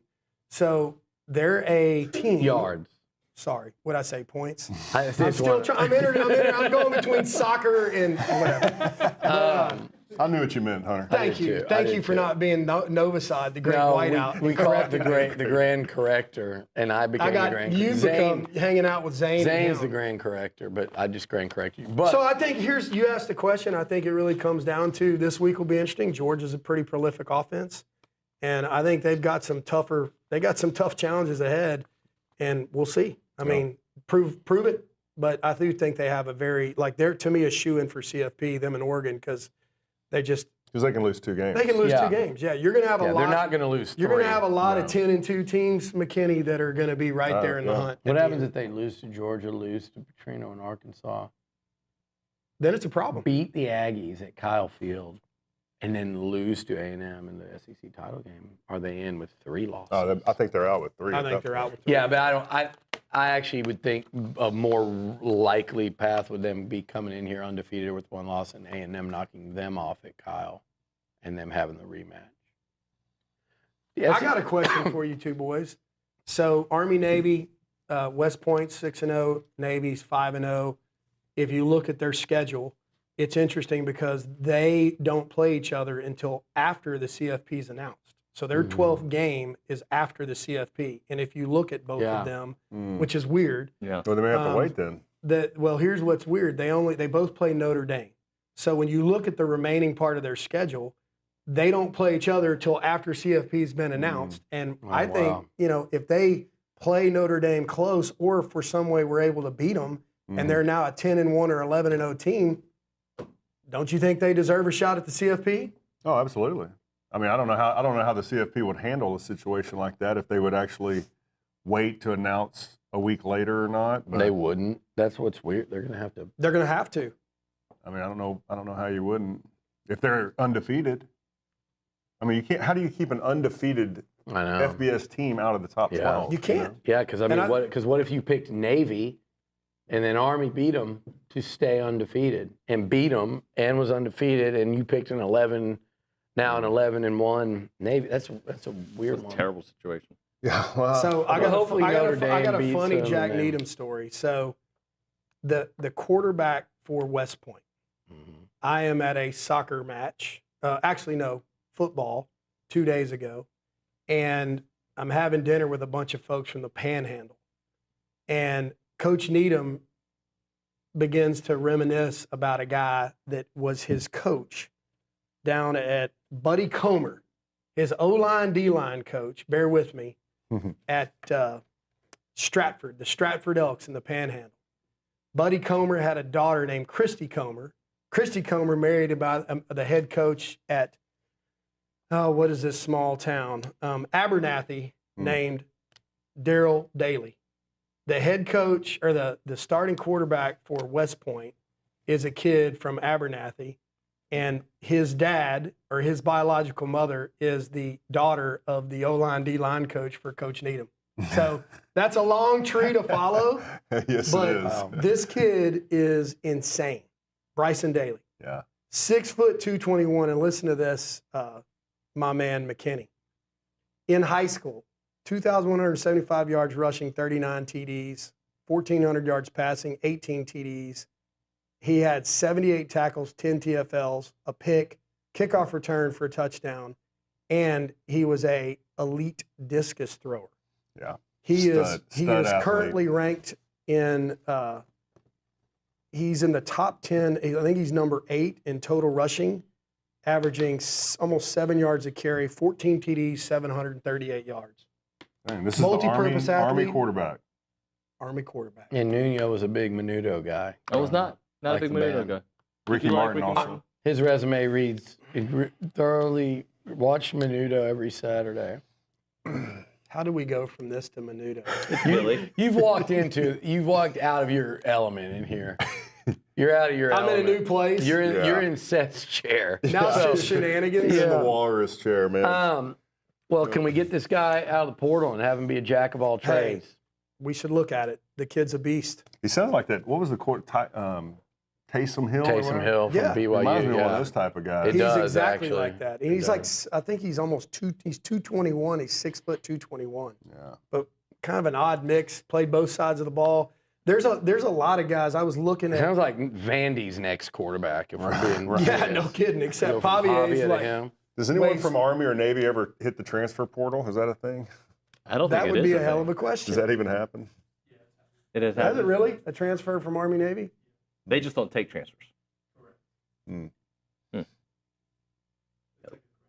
So who's your sleeper for CFP? If you had, to me, there's a couple of obvious ones. Who's your sleeper pick? Oof. I mean, I like Army to get in. That is quite a sleeper. Indiana's interesting, man, because they've got a pretty good path. They're a maybe for me. Nebraska. They're 6-0. They got Nebraska, Michigan, and Ohio State. That's the challenge. Is Ohio State. So, but still, if they're a one-loss, if they're 6-0. So if they're a one-loss team, you probably got to put them in at 11-1. No, you're Indiana. You can't get in. The problem is, do you put 3 Big Ten teams in at 11-1? 4. Because let's say Ohio State beats Indiana. You're going to have Oregon. You're going to have Ohio State. Penn State. And let's say Ohio State beats Penn State. So Ohio State's a 1-loss, Penn State's 1, and Oregon, because I don't think Oregon and Penn State play. No, Oregon's got a soft schedule from here on out. So, their remaining 6 are easy. So I don't think you can.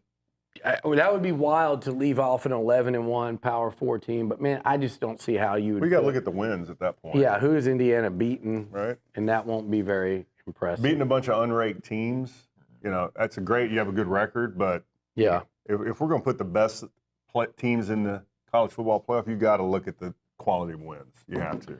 That bottom of that playoff is going to be tough for these Power 5. I feel like, to me, I went and did probably way more research than I should have, but I found probably 6 or 7 teams that I thought were shoe-ins.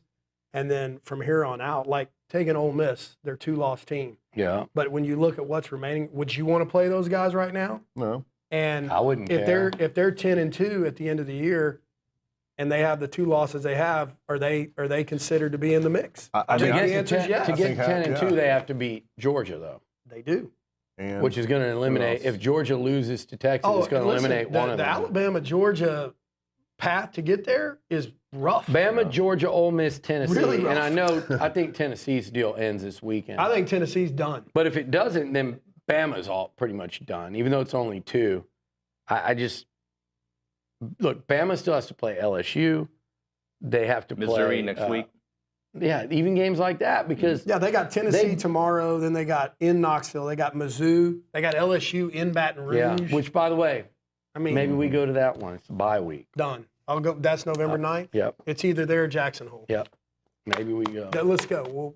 We'll take a trip in his Tesla and have to pack like 12 batteries. Good luck finding one on I-10 in Louisiana. That's why I said we'll take a little Honda generator. There you go. In the back. Pull over and charge.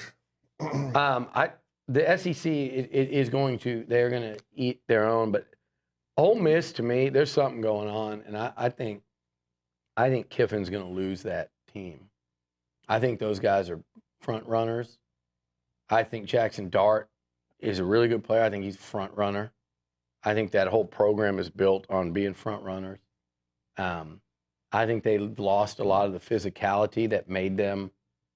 Look, what they could do is line up and run it out of that shotgun, up tempo, and they'd get a first down. They'd come up and they'd hit you with Zach Evans, and they'd hit you with Quinshon Judkins, and they'd have this little home run guy that would eat up 20.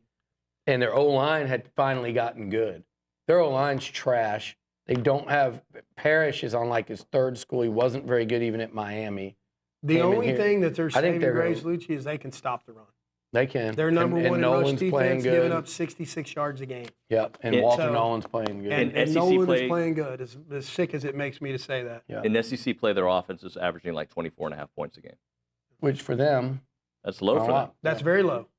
But I agree with, I'm not being argumentative. I agree with you, as I think that the style of offensive play most people thought was this, had no physicality in past years, and it did. And now they've kind of abandoned that. If they can't find that, they're in trouble. Yeah. Because their back end's not as good. They're good against the run defense. They're not great against the pass. If I had to bet money, I'd say Georgia gets them. So that would be 3 for.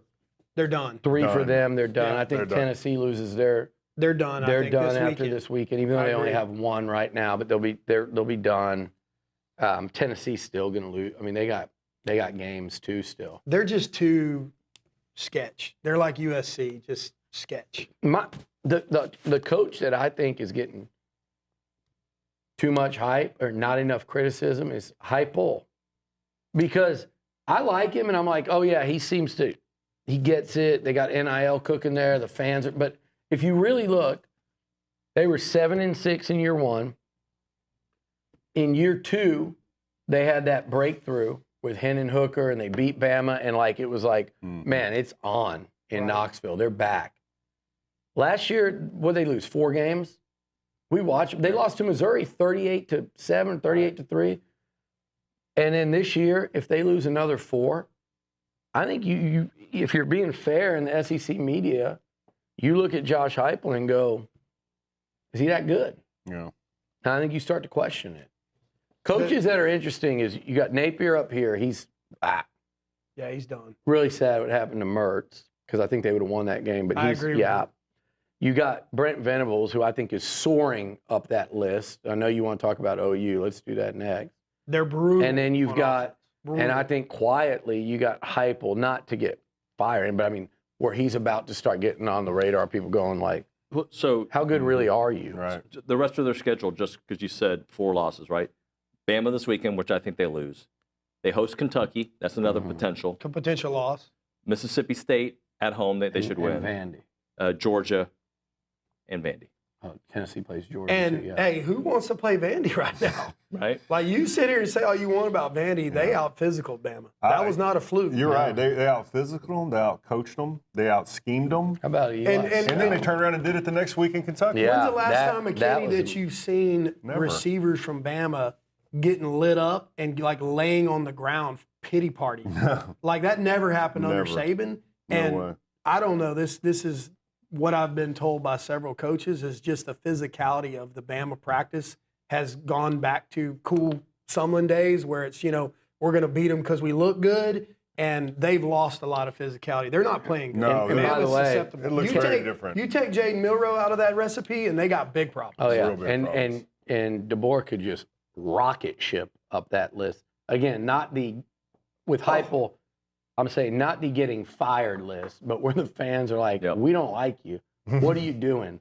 And they're already ragging him on his clothes. Oh, Yeah. he rolls up in his shirt, and they're like, "What's he doing, this moron?" When you're losing, dude, they find anything to get mad about. It's a shame. At that part of it, I don't like. But The most spoiled fan base in college football. Yeah. They think every season's 12-0. They're about to find out how the rest of us Well, live. I'll tell you another one that was spoiled, Hunter, for a long time. It was my friends up in Norman. Oh, yeah. And I've been saying for good 2 segue. years, it's over. When you come into this league, you will be competitive. Oklahoma Sooner football will never be bad for a long time. Oh, wait, they have been. It's when you played against them and you played against them. They sucked. Well, how bad did you beat Oklahoma your senior year? We brutalized them. In Norman, it was like 55-7. Right. They had 2 or 3 coaches after Switzer that were not good. It can happen to you. And if you come into this conference and you're not equipped and you get stepped on, you don't get let up. And that's one thing people don't give A&M credit for. And we're always, we wouldn't be sitting there calling any of the tenures successful. But Texas A&M under Sumlin and Jimbo, they never got stepped on. Jimbo had a 5-7 year. Sumlin had a 6-6, I think, his last year. But they came in at a good point, and they hovered in that upper middle pack, right, with only like 2 exceptions up, 2 exceptions. They hovered in that upper middle pack. They never got stepped on and trampled by the rest of the field. No. That's what's happening to OU right now. I think they're going to go 1-7 in the league. That never happened to A&M. I don't think A&M's even done a 2-6. And maybe that 1 year, the 5-7. Well, you're averaging 287 yards a game in offense and ranked 125th out of 133 FBS teams. At the midseason. And the quarterback can't throw a fit or catch a cold. You got problems. Brute, watching that And your Oklahoma hardest offense, games are still to come. I mean, and everybody, I thought in the first, 8-9 minutes of the Texas game, the defense played good and they had a great scheme. But you know this, McKinney at the next level. You can't leave your defense out there 3 and out on offense, back out there, 3 and out on offense. Like they begin to lose their will and they get worn out and they just can't hold up. Yeah. And without them being able to put a quarterback out there that can complete passes and move the ball and get first downs, it's they're in demoralizing. Imagine being on that defense. You're out there getting stop after stop, and then they do nothing with it. 5 minutes later, you're back out on the field. Guys, I think we've seen that the last few years. Yes, we have. Well, and I didn't want to say that. Let me tell you, yes, back to your rant on SEC is that you look at Sumlin and you look at Jimbo. And it wasn't Auburn, Alabama, or the great school LSU that got teams them were playing this It was the Mississippi. Mississippi schools, Ole Miss, Mississippi State. Those were the teams that, for whatever reason, we waltz over to the Mississippi and think that they're beneath us. And let me tell you something, they're far from that. That Ole Miss has hung it on Jimbo big time, and he did it to Sumlin, and Mississippi State always is good. How many guys did you play with? There were tons of my teammates that came from Mississippi schools. Guys. Always and had they're always defensive linemen. A couple of O-lines sprinkled in, but Tim Bowens. I mean, I could start naming guys that come from Ole Miss that were just absolute beasts that you did not want I know to the face. first year under Jimbo, A&M went into Starkville, and that was Elko was on that staff. He knows what they're about, and they go in there and everybody says, well, which is what we were talking about earlier, like A&M's a better team. How'd they go in and lose in Starkville? And I go, were they the better team though? They're the first year of a new head coach on the road with going up against, at the time, Mississippi State had their all-time yardage leader at quarterback as a fifth-year senior, that Fitzgerald guy. Fitzgerald, yeah. And that wasn't really what they were good at, but then you look on defense, they had like a first-round O-lineman. And then on defense, 3 of their 11 starters were first-round draft picks. Yeah, they had a stud defense. So why is A&M better just because we think they are? Because we think they should be? Just because the recruiting rankings tell us that? So that's the good thing is Elko, I think, is keenly aware of that. And I think he's hammered They're saying that all home. the right Yeah, things. I think They're saying all the right things. And I think they've done all the right. Now, whether it's got to translate. Yeah. But the preparedness and the focus, I think, is there. The guys have to take this game serious. Sure. Just because of the record and who they are, you get those cowbells rolling. I hope they didn't just beat Missouri and think that it was going to be like that the rest of the year. No, Mississippi State, even when they're good, right? They're always a very momentum based team. And when they get it rolling and those cowbells, like you said, it gets tough. So hopefully, look, we said the same thing before Florida. Right. We did. We were like, man, they're going to go out. This going to be right. right. And so hopefully they handle themselves appropriately. I'll tell you two programs that are interesting that I put them as locks for CFP. I'll throw these both to y'all. One guy who, like, every 4 years he's popular, and he's about to be popular again, Iowa State, Matt Campbell. Wow, yeah. And how about BYU? Mm-hmm. I think both of those guys have clear paths. They're both 6-0. You look at what's left on their roster. Do they play each other in the regular They do season? not.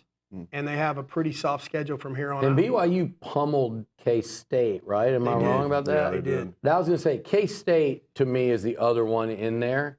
But BYU already went upside their head. So those, like Matt Campbell's got them rolling again up at Iowa State. It'll be interesting how those type of teams play out. Like if you have two teams in the Big 12 championship, if they're both undefeated, but who has really beaten anybody? Right. Because who will have Iowa State beaten to get there? Iowa. Who's going to get beat up? That's it. And I'm saying is that will they have any ranked wins on their schedule? So if you're the CFP, you're looking at it. You're looking at 11-1 or 12-1 Iowa State team that hasn't beaten a ranked team. How do you compare that to a 10-2 SEC team? That's 5-2 against Or ranked. taking Liberty, that is, I don't even know what the AAC, I think, conference, and they're going to be undefeated. Yeah. And they got one tough game left against UNLV. But what, to your point, they're 12-0. There's going to be arguments made about strength of schedule, and they're valid. But is Liberty going to hold up against I'd say a 9-3 or 10-2 SEC team? I think what they've done is everybody thought, hey, let's make it 12. We'll engulf everybody. And I'd even say, like, hey, it won't really matter because the 13th, 14th, and 15th team aren't going to make their way through this tournament and win a national title. Right. So the teams that get left out that are crying, there's a much better chance of the number 5 team winning a college football playoff in any given year back in the day than the 12, 13, 14, 15. But in this year today, you look at that and you go, yeah, they could win. Look, right now A&M's ranked 14th. You don't think on a neutral field or a home field they couldn't go in there and beat half the teams in that field? I'm not saying they would, but they certainly could. They could, yeah. And that's just one example. I mean, but to me, what they've done now is they've complicated it even more. Because back then, how many times did we argue that 2 teams got shafted out of the college football playoff?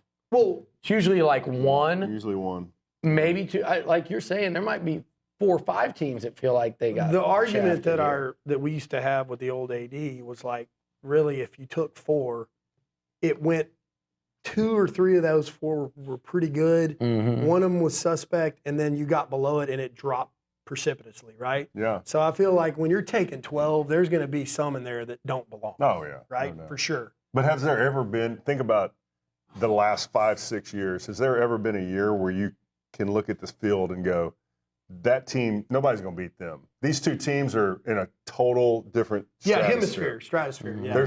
There's not that this year. No, it's way more parity. People are trying to say it to Texas, but again, who the hell have they beaten? Right. They haven't been tested. Now, if they go ahead and do that to Georgia, then it's a different conversation. Now I'll give them credit. You're well, and McKinney, I agree with you 100%. Is like you go into these college football Saturdays now, and I'm not surprised if Bama loses. I'm not surprised if Tennessee loses. I'm not surprised.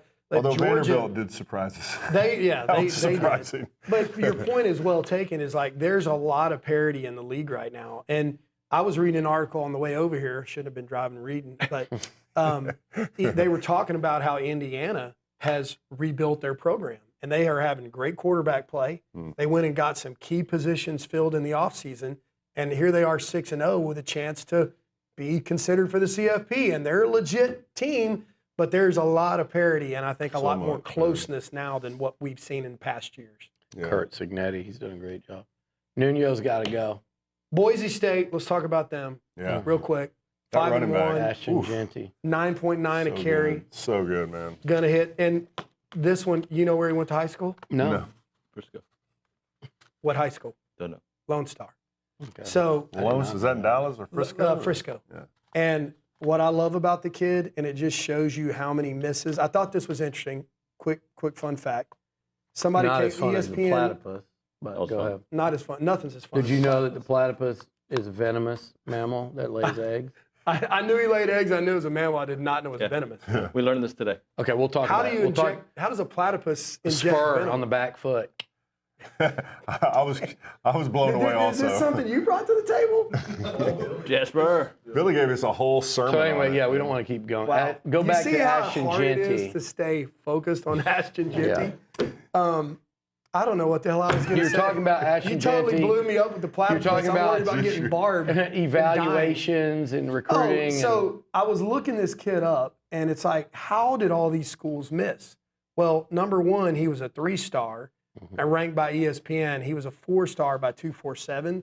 But when you look at his production in high school, it was insane. And here's why I think he was undervalued. He played receiver. He played DB. He returned kicks. He returned punts. He was an all-purpose machine. You take the kid that I talked about, the starting quarterback at Army West Point, same thing. He did it all.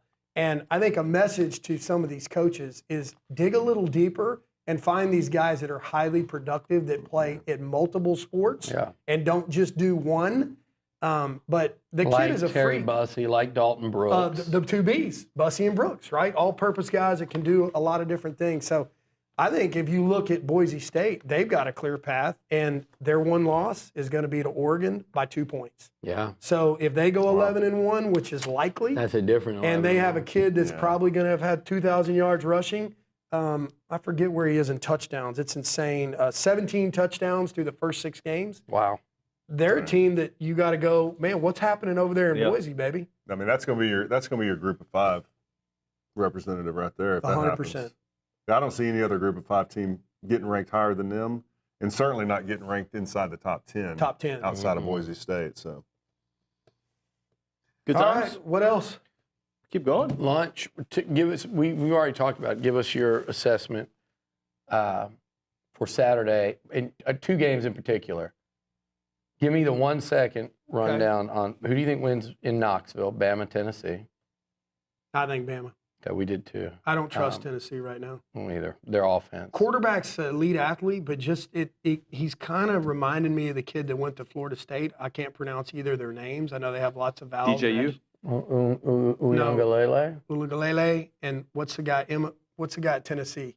Nico Lamieva. There you go. Y'all can't say it either. So boom. Yeah, no. Prove it. But we can say Smith and Brown and Goodwin. But I just feel like both of those guys, they have everything, right? They're big, they're tall, but when it gets down to like in the moment, can you win a big game? The kid at Florida State's proven himself now at Oregon State. He did it at Clemson. He's doing it. That and team Milrow can. And Milrow, I'm going to tell you this, not the most talented guy. Passer. But both his parents, military folks, you will not find a harder worker, more determined. Like if you want to latch your trailer to someone that's going to take you to the promised land, that dude is a difference maker. Yeah. If he wasn't he willed them to beat Georgia. I gave up on Jalen Hurts, and I said Bama will never win a national title anymore with him at quarterback, and they didn't, and because Tua had to come in and win that one, and they've won them since without him. But Jalen Hurts, similar stuff that he's made of, similar game. Yeah. Right. I did not think Jalen Hurts could be a good enough passer to be a successful quarterback in the NFL. No. I did think, like the other guy that they always say wasn't going to be that. I did think that Lamar Jackson would. I did think that Josh Allen would. I did not think Jalen Hurts would.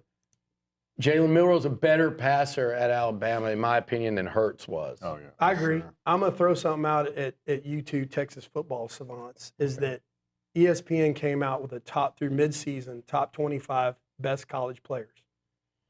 Of those 25, 6 of them, 25%, right at it, came from Texas. Where's Milrow from? Houston. Where's Hurts from?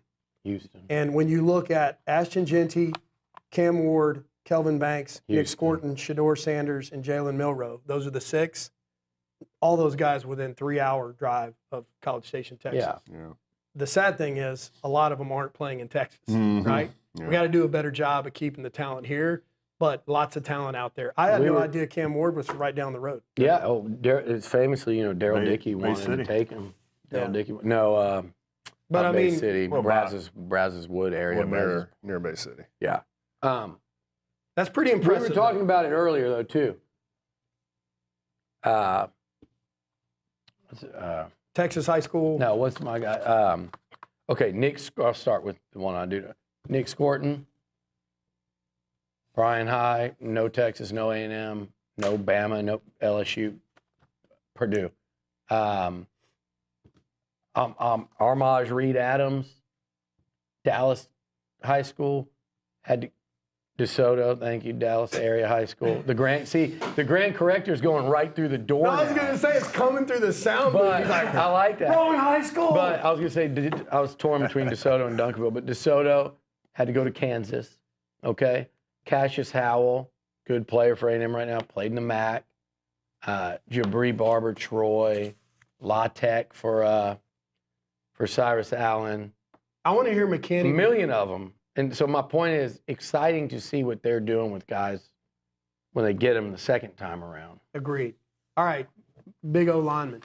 You know how important this is, disruption to a quarterback. But I was going through through 6 games PFF scores of our Aggie defense. I'm going to stick to one, which is hurries. Nick Scorton, am I saying that correctly? Yeah. 13 hurries. Shamar Stewart, 13 hurries. Cassius Howell, 8. Combined, those 3 guys have 5 sacks. Rodis, I'm not sure how to say his middle name, Getchachu Johnson, playing some really good football. Rylan Kennedy, 4 hurries. When you go down this page and you look at sacks and hurries, I kind of knew this, but very disruptive. You, as an offensive guy, tell the audience, like, how bad does that get in the head of the trigger man? Well, a lot. I remember when I was playing in Indianapolis, Coach Howard Mudd, our offensive line coach, if we let the quarterback get hit 2 or 3 times, in the first quarter or first half, you would start to see the quarterback get happy feet, he used to call it. He's like, Peyton's getting happy feet. You guys got to give him more time. And that's Peyton. That's one of the greatest, yeah. So, you don't want your quarterback getting hit. Those hurries sometimes have bigger effects than sacks, especially if you're getting multiple hurries where your quarterback can't set his feet, doesn't feel comfortable in the pocket.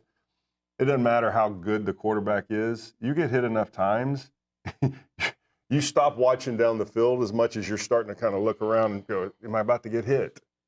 And that screws up your whole offense at that point. So, Hunter, rapid fire. 2 guys I want to just touch on, really 3. Sorry, but Cassius Howell, huge get in the offseason.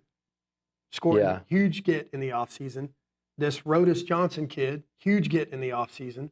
And when you look at just pass rush scores, Cassius Howell's got the highest ranked pass rush score on the team. He's a hell of an athlete, dude. Yeah. He's got a brutal spin move. He's got a brutal spin move. He's got some serious twitch. Like, he's a guy that I'm excited watching and excited to see what he can actually. Him and Rylan Kennedy both. And Kennedy, I've really not given that kid much love when he jumps out at you in the scores. He's really elevated his play into making it, and doesn't have near the reps these other guys do at 93 snaps. They're all in the high 200s.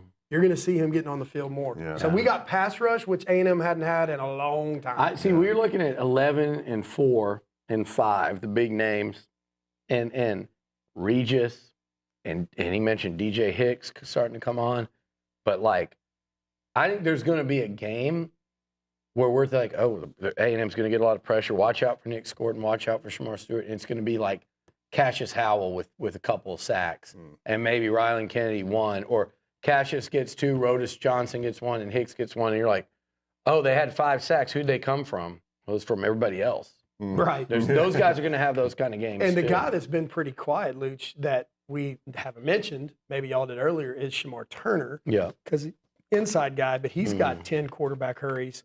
He just hadn't had many sacks. Yeah. And so he's kind of, because he's inside, it's not flashy and you don't always see it, he's kind of been forgotten a little bit. But as these outside guys continue to apply pressure, I think you could see him have a game where he has a 2.5 sack day or a 3 sack day. So absolutely might be tomorrow. Give us quick quick reply here. Texas and Georgia. Man, I'm so torn on this one because I just don't know who Texas is. Yeah. Like they hadn't played anybody, so it's hard. How good's their back end? I mean, I can't pick them to win anything, so I'm going to go with Georgia because I just don't know how tested their back end is, and I think they're going up against a legit Georgia team that can throw the ball around the yard and will have elite fast receivers. So I'm going to go Georgia. Yeah. Not disrespecting Texas, they are 6-0, but it is what it is. Next question. Arkansas LSU. Man, big one for the Aggies to pay attention to. Huge one. I'm going to surprise you on this one. I'm going Arkansas. Mm-hmm. It's in Fayetteville. They got their quarterback healthy. He's back. I think that he is a not an elite thrower, but he's an elite athlete. We struggled. I mean, Shamar Stewart, I think, is probably one of the fastest big men in the entire football. And he found ways to get out of major problems. They can throw the ball deep. They got that Tesla kid who wore us out as a receiver. Steve's favorite player. I love Tesla, exactly. I don't just drive Teslas. I saw his shirt hanging up in the back of the black Tesla. He had in Arkansas. To Steve, Mr. Tesla. I like Arkansas, man. I do. I picked LSU in that one, and I said the only reason is you can't confirm to me that Taylon Green is healthy enough to do all that damage with his legs. Right. If you told me for sure that he's all the way healthy. And that's a guesswork. I don't know how healthy he is. They got a legit player over there at number 40, that DN for them. Yeah. He's like he was a 5-star, but he went to LSU then. But he's projected like a number 2 or 3 defensive end. He's so they got some dudes at Arkansas. Okay. Last one. Let's go. What happens in Starkville? How do you see it going? I think Aggies win. I just don't know like how much. That's what I think we win, and I'm just struggling with. I want to go all in with Elko. I want to, but he doesn't play the game. Yeah, these kids have to do it. Just keep in mind how many road games have we won in the last 4 years? One. So if I can get out of Mississippi State with a 1-point win, I don't care. Take it right all day long. Just get me to LSU 6-1. I'll take it. I agree with you. Give me a 6:30 kick on if we're asking for things. Yeah, like a 6:30 kick, please. Give me a 1-point win with a 0 on it at least, so I can just like a 10, just so I can. Last week was so like that, and that Florida game were so rare, and like it's like, gosh, this is really nice to be up in an SEC game 20-0 in the swamp at halftime. Weird feeling, huh? To be to go make the rounds at halftime of an SEC game at Kyle Field and be like, this thing's over. And one play into the third quarter, there goes Le'Veon. Like, I don't want to get greedy. I agree with you guys. Whether they win by in a really close game or a blowout, I don't think it has any bearing on what happens next week against LSU. Like, I could see A&M struggling tomorrow and barely winning and coming back here and looking like they did against Missouri, against the Tigers. So you brought their names up, so I'm going to thread this in since I did the work. 2 highest played total PFF. They're just based off total offensive grade. Who's number 1, number 2 on our offense? On our offense? I think I know number 1. Moss and Zune, that was going to be my Amari guess. Daniels and Le'Veon Moss. Oh, both running backs. Both backs. Amari Daniels and Albert Regis, two most underappreciated guys on the team, in my opinion. Super satisfying? You know where they both graded really high? McKinney. Pass protection? Both pass protection really high. Great job by Trooper Taylor. Yeah, so very, very rare. That's impressive. That's super impressive because, as you know, in most 6-man boxes, the running back is blocking the 6th guy. Very critical. And that's they've done a good job. I did say that on my show 2 or 3 weeks ago, that there was a noticeable change, and their grades. Dude, how bad was our back pass protection last year? McKinney, it's been terrible for 4 years. I remember all the way back to Sherman, and he tried to auto-correct me again, and I meant Sherman when Kristen Michaels was here.